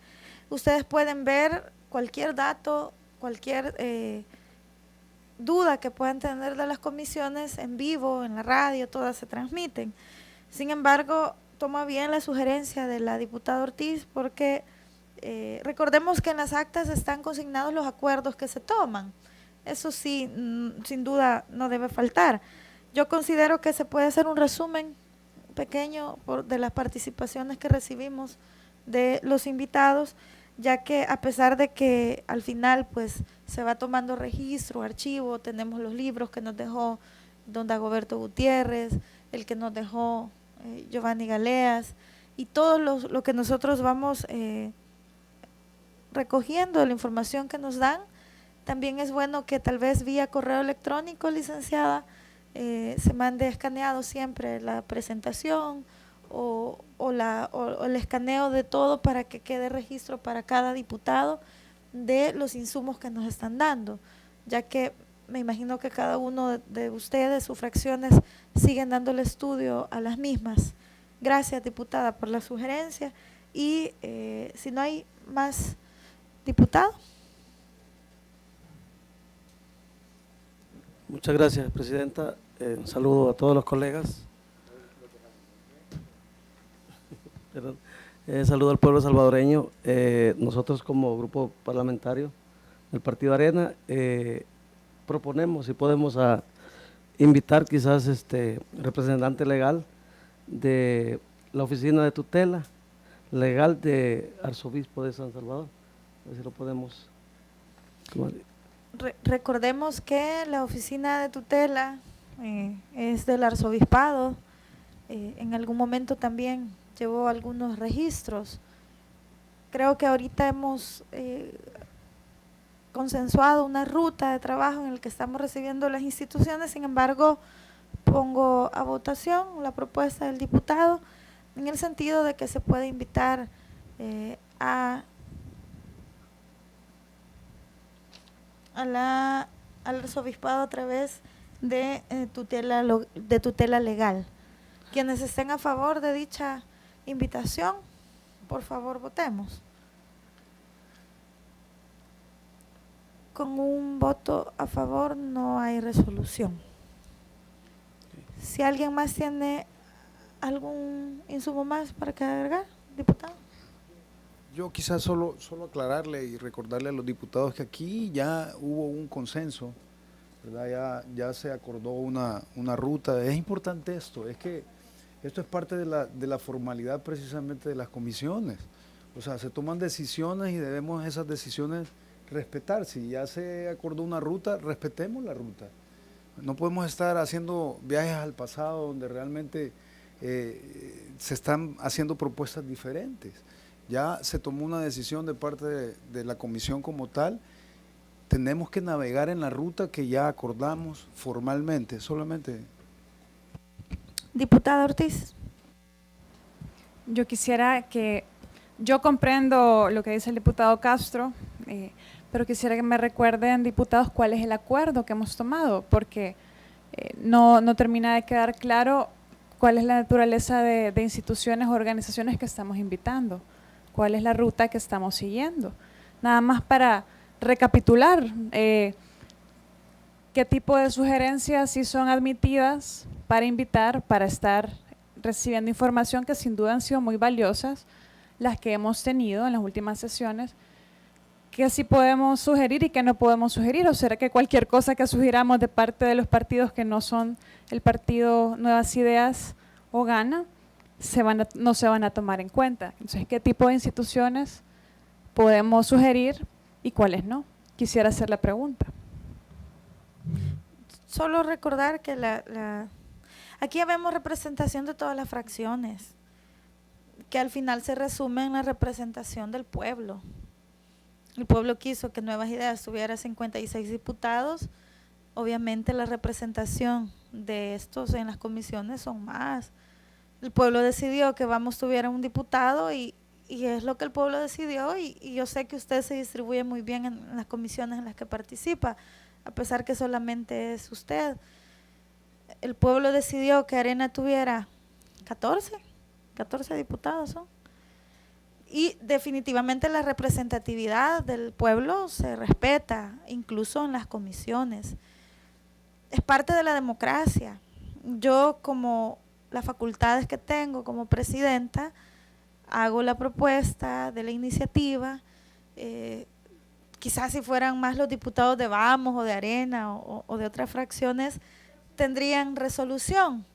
Ahora pues tenemos la mayoría de diputados de Nuevas Ideas, quienes estamos muy conscientes de la seriedad de este trabajo y por supuesto nuestro gran aliado Partido Gana, que siempre acompaña la visión que tenemos como la nueva Asamblea Legislativa y recordemos que la visión es simplemente apoyar a la población. Yo no sé si no le toma importancia o si no le parece totalmente interesante los aportes que nos han dado las instituciones que han venido. Yo personalmente los datos que Digestic nos dio no los conocía.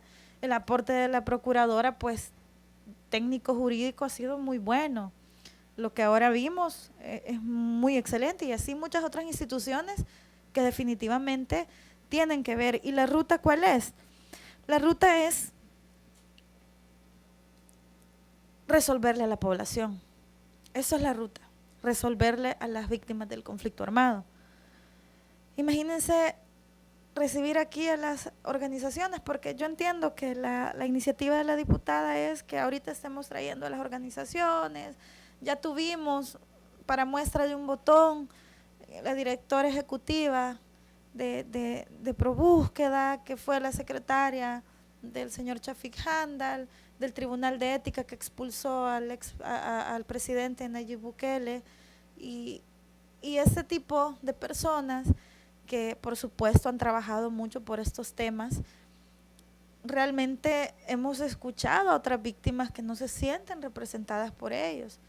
Y de hecho la iniciativa como bancada CIAN, como grupo parlamentario de Gana que siempre nos apoya, ha sido, no podemos nosotros hacer lo mismo que hicieron durante tanto tiempo estos personajes, de escuchar y escuchar y escuchar, revictimizarlos cada vez que hablan, cada vez que aportan y no resolverles.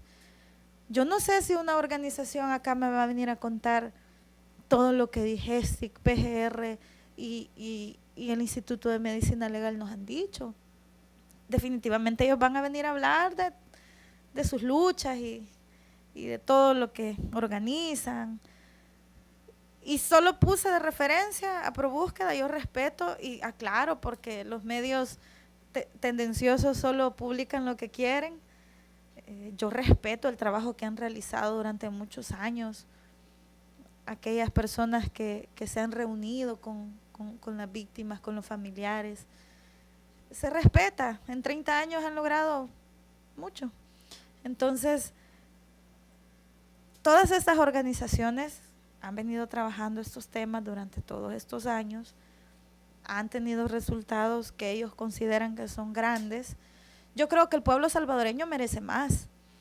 Entonces, cuando yo les digo que la ruta que llevamos como bancada CIAN es resolverle a la gente, es porque necesitamos saber por qué, por ejemplo, Medicina Legal no tuvo datos del 92 al 2005. ¿Quiénes quisieron que no fuera así?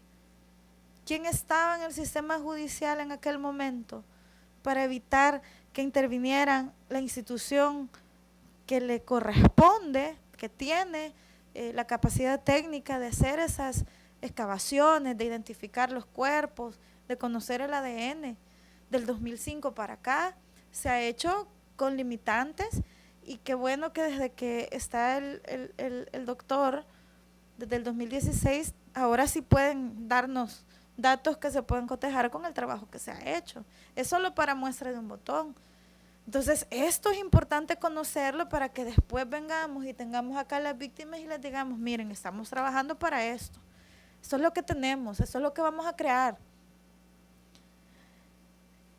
¿Por qué las organizaciones que nos van a venir a decir, necesitamos esto y esto y esto y esto? Es lo que han dicho, miren, desde el 92 o desde antes que se dieron otras masacres como la del Mozote, ellos expusieron qué es lo que sentían, qué es lo que necesitaban, qué es lo que esperaban.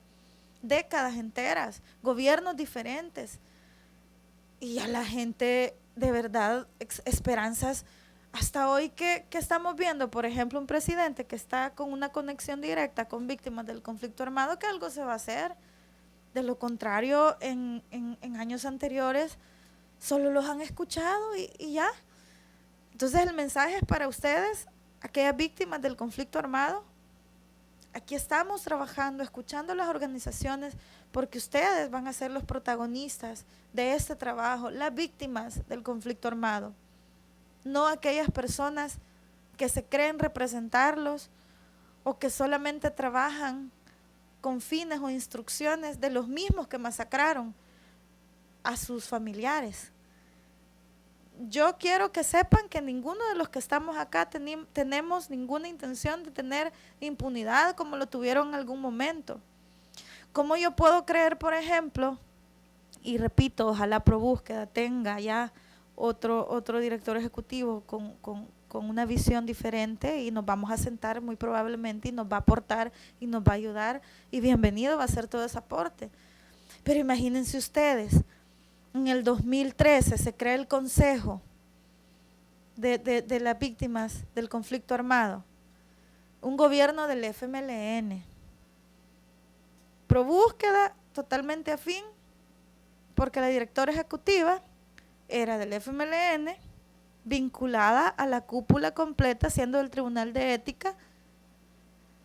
Imagínense ustedes recibiendo indicaciones de los compañeros que eran los mismos que mandaban a masacrar, o los que protegían la impunidad de los militares que también mandaban a masacrar. ¿Qué garantía puedo tener yo? Eso es un criterio muy personal, de que esta persona me va a aportar información verídica o sin ninguna intención. Ojalá y fuera así.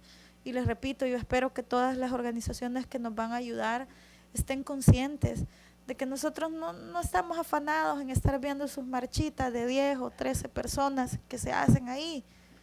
No, queremos sentarnos a trabajar por la gente, algo que ustedes vienen haciendo desde hace 30 años. Alégrense que hoy estamos tomando con seriedad este tema y que lo vamos a resolver para la gente. Diputado Romeo me pidió la palabra y después el diputado Jorge Castro. Gracias, presidenta, y buenas tardes. Yo solo era para hacer una reflexión, presidenta. Yo creo que, y que la gente la gente que nos está viendo, transmitírselo, siempre digo eso, porque yo en lo particular, por ejemplo, después yo ponía un tuit de que yo pues 10 años tenía cuando fue la masacre, ¿verdad? O sea, y soy de los más viejos de esta asamblea. Cuando en el 2009 la gente se cansó de Arena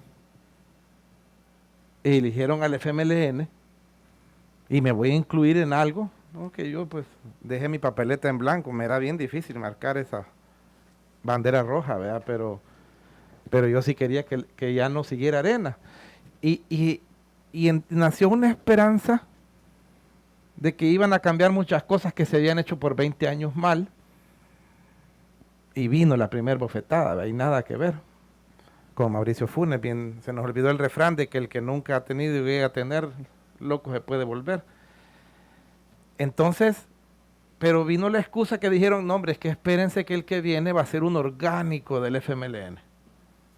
Y ahí sí, vea, se va a luchar por todas esas cosas que no se pudieron hacer, y gana un orgánico. Segunda bofetada, porque no pasó nada. Y yo les llamo bofetadas históricas porque tuvieron todo, tenían todo en sus manos como para poder haber esclarecido la verdad y haber resarcido daños. Entonces, lo digo como reflexión, y de verdad que con mucho respeto y hasta con cariño para lo que exponía la diputada Ortiz, porque ¿cuál es la ruta? La ruta la hizo el pueblo el 28 de febrero. Ya hubo una oportunidad. Estamos haciendo otro camino. Nos tienen que dejar hacer esa ruta si el pueblo nos dio chances, y los demás ahí estuvieron y no lo hicieron. Y lo digo porque también es bien complicado porque pregunta qué cosas podemos proponer y qué cosas no. No es que pueden proponer todo lo que quieran. No, es que usted sí preguntó qué podemos proponer y qué no. Entonces yo digo, bien fea la pregunta porque imagínense que le respondiéramos qué pueden proponer y qué no. Si es que como diputada tiene todo el derecho constitucional a proponer todo lo que quiera. Lo que pasa es que vamos a tratar de mantener la ruta que llevamos hasta que lleguemos a los resultados que nosotros pensamos que se van a tener en una asamblea que apenas en unos días va a cumplir 8 meses, no 30 años como estuvieron dominadas las otras legislaturas. Entonces yo hacía esa reflexión porque creo que sí íbamos caminando y fue interesante tener, yo ni les pregunté nada porque a mí me da tristeza al ver que no llegamos ni a, ver lo que yo vi, no llegamos ni a 100 del caso El Mozote, de las víctimas que ha logrado, las palabras técnicas no me las puedo, pero no sé si la palabra es identificar, medicina legal, y sí sabemos qué pasaba pues del 2005 para atrás, y medicina legal hasta ha sido, no sé si eso es lo que le afectó al final, ha sido presidida hasta por un loco, ¿va? Porque está loquito, ¿verdad? Y no sabemos si ahí quedó loquito el pobre señor, o con fijación, pero sí sabemos que hay más o menos ¿cuántos años? 13 años de incertidumbre que quisiéramos saber. Y como lo dicen los miembros de Medicina Legal, no solo fue El Mozote con todo el respeto y el dolor del mundo, pero no fue la única que deberíamos de esclarecer. Y esta comisión tiene un gran reto. Y termino diciendo, vamos a hacer lo que no pudieron o no quisieron hacer las legislaturas anteriores. Gracias, presidente. Gracias, diputado. Diputado Jorge Castro. Gracias, presidenta. Es que lo que sucede es que aprobamos una ruta, ¿verdad? Y esa ruta tiene dos vinculaciones específicas. Una es el momento en que vamos a llamar a las asociaciones, a las fundaciones, a las instituciones, y la otra es el perfil, ¿verdad? Sobre todo hemos querido apartar lo político de esas etapas, porque sentimos que de alguna manera vician la visión, ¿verdad?, a dónde queremos llegar. Y si vemos la historia, realmente la motivación que han tenido cada vez que hablamos de este tipo de ley es una motivación obscura, porque no busca realmente el resarcimiento. Entonces, el hecho que Nuevas Ideas y aquí con los aliados seamos mayoría, nada tiene que ver. Realmente estamos tratando de hacer la exploración, desvinculando esa motivación nefasta que ocurrió históricamente, porque creo que es la oportunidad que tiene el pueblo salvadoreño para poder realmente caminar en este tema, la oportunidad que tenemos nosotros como legisladores de poder avanzar apartando una motivación política. Entonces cuando definimos ciertos perfiles de a quién invitar y en qué momento hacerlo, porque yo me recuerdo perfectamente que hubo una discusión donde se hablaba de por qué no invitábamos a quienes antes, precisamente allí se discutió el tema. Entonces por eso es que yo me resisto a creer que cada vez vamos a estar hablando y vamos a saltar esos perfiles y ese momento del cual acordamos como comisión. Acordamos, obviamente, puede ser que no le haya parecido a algunos diputados, pero de eso se trata la democracia. Nosotros, el pueblo nos entregó la mayoría y decidimos en base a esa mayoría, pero la comisión en su aspecto formal ya decidió cómo explorar el tema y cómo avanzar en el tema en esa ruta. Entonces cuando venimos y empezamos a proponer, rompiendo los perfiles que más o menos determinamos dentro de esa ruta, para mí es estar retrocediendo y estarlo vinculando a una parte política que no sencillamente la vamos a permitir. Ese es nada más el punto. Gracias. Gracias, diputado. Diputada Ortiz, después el diputado. Sí, muchas gracias. Aprecio realmente poder tener este debate. Creo que es muy bueno, de eso se trata. Jamás voy a poner en entredicho la legitimidad de la bancada CIAN. Todavía somos un diputado de Vamos, espérense. Pero no es mi ánimo tampoco retroceder. Entiendo, bueno, que hay acuerdos. Lo que he pedido es que se explique un poco mejor. Estoy entendiendo que va a haber otro momento para invitar a organizaciones. Voy a seguir recordando que tiene que existir ese momento, pero bueno, creo que también deseo proponer algunas instituciones entonces públicas que también pues van a formar parte de una ley de justicia transicional. Por ejemplo, podríamos invitar a la Fiscalía General de la República, podríamos invitar a las 2 comisiones de búsqueda, la Comisión Nacional de Búsqueda y la Comisión Nacional de Niños y Niñas desaparecidos en el conflicto armado. Creo que sería importante conocer qué han hecho y qué necesitan para formar parte activa de una ley de justicia transicional. Y también creo que sería interesante poder invitar a representantes de la Fuerza Armada, porque sin duda pues tienen un rol muy fundamental en todo este tema. Gracias. Gracias, diputada. De hecho, ya nosotros como bancada tenemos una ruta de entrevistas con las instituciones que usted misma ya mencionó. De hecho, con Fiscalía, con Comisión Nacional de Búsqueda no lo teníamos estimado, pero estamos nosotros ahorita, hablábamos temprano, que se vienen unas fechas un poco complicadas, tanto para el Ministerio de Justicia. De hecho, para este día se le había invitado al Ministro de Justicia. Son fechas en las que ellos doblan el nivel de trabajo en el territorio, Fiscalía General de la República. Entonces, ahorita tenemos prácticamente 2 o 3 lunes que nos quedan para terminar el año. Entonces, estábamos revisando también con el técnico que tenemos en estudio ya todavía algunos indultos.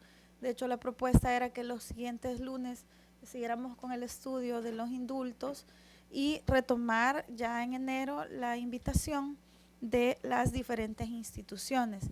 Repito, ya teníamos estimado nosotros Fiscalía General de la República y hemos medido de manera coyuntural el hecho de que tanto el Ministerio de Justicia como Fiscalía General de la República están bien enfocados ahorita con el tema de las fechas, de dar cobertura en todo el territorio con lo que le respecta a las investigaciones o la persecución de los delitos y sobre todo la prevención y la protección que se le está dando ahora a los salvadoreños. Yo considero que podríamos nosotros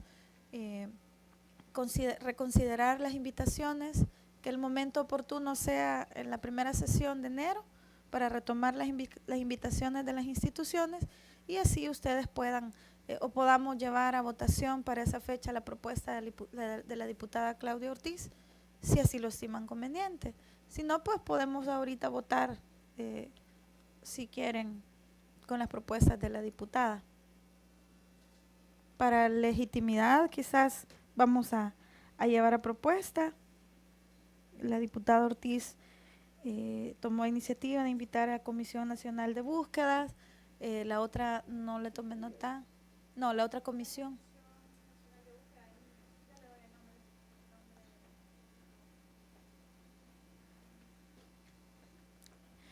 Y también Fiscalía General de la República, Comisión Nacional de Búsqueda, Comisión Nacional de Búsqueda de Niños, Fiscalía General de la República. ¿Quiénes están a favor? ¿Perdón? Diputado. Presidente, si vamos a votar, me gustaría que al menos se separara la comisión, no sé cómo se llama, de búsqueda. Por supuesto que yo sí estoy interesado y sé que también es parte de una ruta tener aquí la Fiscalía, posiblemente hasta el Ministerio de Defensa o la Fuerza Armada en algún momento, pero también qué significa votar. O sea, votar es que van a venir en algún momento, porque si van a venir en un momento está bien, o si ella está proponiendo, porque si es una propuesta es que tiene fecha en su propuesta, porque si decimos que no, es que no va a venir la Fiscalía, como las puso todas juntas, no sé si...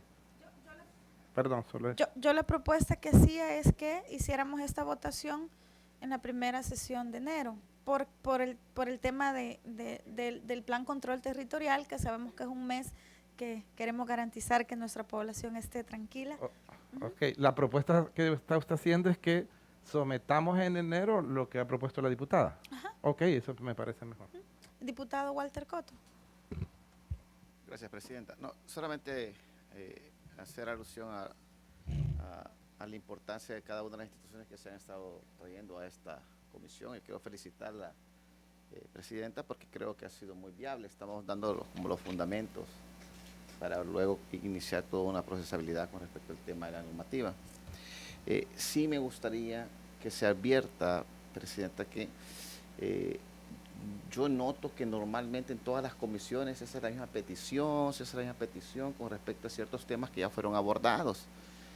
Y el querer llamar la atención no lo veo bien. Yo realmente creo que ya tendríamos que tener un poco más de madurez política, porque el estar haciendo las peticiones una y otra manera de estar votando una y otra vez a favor o en contra de una petición que ya se hizo con antelación, creo que por el orden y llamar un poco a la cordura y no querer llamar tanto la atención, que creo que es al final el rubro, o tener micrófono, o tener... Yo siento que tenemos que ser como más maduros políticamente en ese sentido. Las peticiones que sean hechas bajo la misma vía, con anticipación, con antelación, pues que ya se tienen por desistir, no estamos votando constantemente con respecto a ello, ¿verdad? Ahora, sí decirle que considero muy bien el hecho de que se llamen las instituciones correspondientes. No creo que ya sea el tiempo idóneo ahorita por lo que usted antes mencionó. Sí es importante que venga la Fiscalía General de la República, en su momento a través del Fiscal General de la República, y otras instituciones que se coordinen. Sí me gustaría a mí, y creo que sea propuesta de la comisión, de que demos ya el abordaje claro al tema de los indultos, porque creo que hay varios y vamos a hacer ya de esos temas, para que el otro año podamos darle mayor fuerza al tema de la ley que estamos trabajando de la justicia transicional, ¿verdad? Entonces, en ese sentido, sí me gustaría que, no lo veo bien, no lo veo prudente, no lo veo idóneo, que se haga la petición una y otra vez y nos le demos como el micrófono político para que se genere discusión con un tema que ya está discutido en varias ocasiones. Así que sí me gustaría, Presidenta, que bajo la misma vía que se han planteado y ya se tiene por claro que no se tiene que estar votando cuando ya se dijo cuál es la guía que se está haciendo, la ruta que se está siguiendo solamente. Gracias, diputado. Me había solicitado la palabra, diputado, por favor. Sí, solamente, gracias, Presidenta. Solamente tal vez el pueblo salvadoreño quisiera ver un poco más o que esta comisión sea más transparente.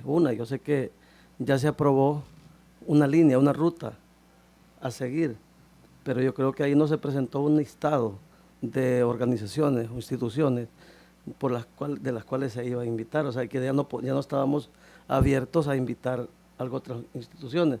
Fue eso, en esa línea, que en nombre del grupo parlamentario Arena, yo traje es una de tantas propuestas que tal vez al pueblo salvadoreño le hubiese gustado que invitáramos en esta comisión. Gracias. Solamente para aclararle, diputado, tal vez el diputado Godoy no le entregó a usted esa ruta o no la ha visto, pero sí constaban los nombres de las organizaciones, de hecho, de las instituciones, perdón, de hecho decía en una parte y otras, o sea, instituciones del gobierno, ahí se mencionaron las que ya vinieron, por ejemplo, las que ha solicitado la diputada, sí había una nómina de instituciones que iban a venir. Pero lo que estamos viendo en este momento es, un ejemplo, la diputada que nos antecedió, ella mencionó varias instituciones, de lo cual de esas, que son como 5, solo lo que yo puedo ver es que solo se está tomando en cuenta una, y como que es la que nos conviene, la que les conviene a ustedes como Nuevas Ideas, que es la Fiscalía General de la República. Perdóneme, diputado, pero no es que nos convenga a nosotros como Nuevas Ideas, el aporte que la Fiscalía General de la República puede realizar a esta comisión es muy importante a efectos de que es la institución que da persecución a este tipo de delitos. Recuerde que ellos son los que operativizan todo lo que ordena el Código Procesal Penal, el Código Penal en cuanto a la no prescripción de los delitos de crímenes de guerra o lesa humanidad. No entiendo cómo usted considera que es oportuno para Nuevas Ideas y no para la población o las víctimas el que venga Fiscalía General de la República, primero.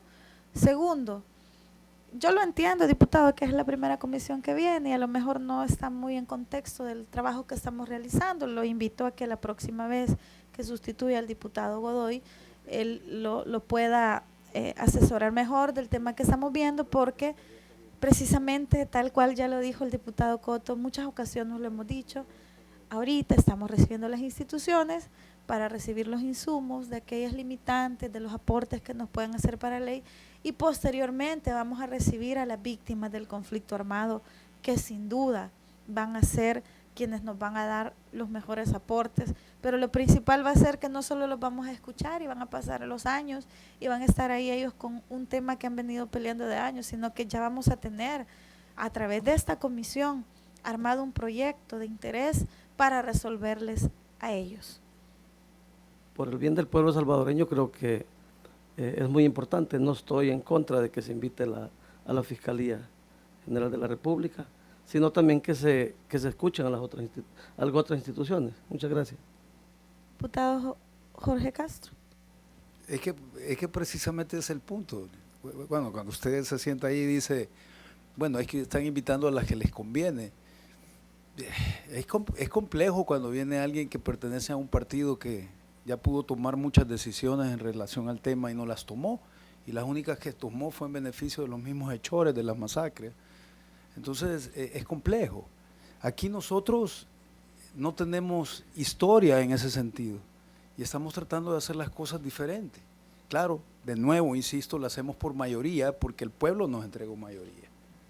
Entonces, cuando usted habla de conveniencia, realmente está hablando de decisión del pueblo salvadoreño. Aquí la mayoría toma la decisión. Creo que usted no entiende la representatividad que se tiene de parte de los diputados. Entonces, cuando se toma la decisión aquí, no la toma Nuevas Ideas, no la toma el diputado, la toma el pueblo salvadoreño en el ejercicio de esa soberanía, porque somos representantes de esa voluntad. El hecho que tengamos mayoría es porque el pueblo nos entregó esa mayoría. Y parte de las funciones del diputado es respetar esa mayoría. Entonces, él tiene la obligación de respetar la decisión de la comisión, usted también, él también, yo también. Entonces, cuando usted viene y dice, bueno, toman una decisión por conveniencia, realmente es una falta de entendimiento de cómo trabaja la Asamblea Legislativa. Y yo entiendo que su parangón es cómo trabajaba antes, porque antes cada diputado no representaba al pueblo, pero déjeme decirle que hoy sí representamos al pueblo. Y la decisión la tomamos de acuerdo a esa conexión que tenemos con el pueblo. Por eso es que el diputado Safi va al territorio, la diputada presidenta va al territorio, todos los fines de semana, porque ahí recolectamos la voluntad del pueblo salvadoreño. Entonces la decisión que tomamos aquí es el pueblo en su soberanía tomando decisiones. Gracias, presidente. Diputado Safi, tiene la palabra. Solo para apoyar lo que dice el compañero, haciendo lo mismo no vamos a obtener diferentes resultados. Lo que aquí se hizo durante 20 años, su partido, tal vez la otra diputada no tenía representación, pero aquí hicieron lo mismo 20 años, lo mismo 10 años, 30 años haciendo lo mismo y seguimos con el mismo problema y no se ha podido resolver. Entonces, ¿qué se va a hacer? Simple y sencillamente, totalmente diferente a lo que ustedes hicieron, a lo que su partido hizo. Y nosotros vamos a ser diferentes porque eso es lo que el pueblo pidió el 28 de febrero, que seamos diferentes. Gracias, diputado. Si no hay más que agregar y con el entendido que el regreso en enero vamos a hacer las iniciativas y las propuestas de los invitados y que en las próximas comisiones vamos a dar estudio a los indultos que tenemos. Esperamos que ya para el próximo lunes tengamos otras resoluciones que están pendientes para poder tener un lunes.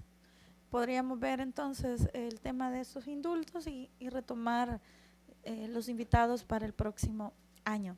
Así es que gracias a la población que nos sintonizó, gracias a los diputados, que Diosito me los bendiga y que tengan una feliz tarde. Damos por cerrada esta comisión.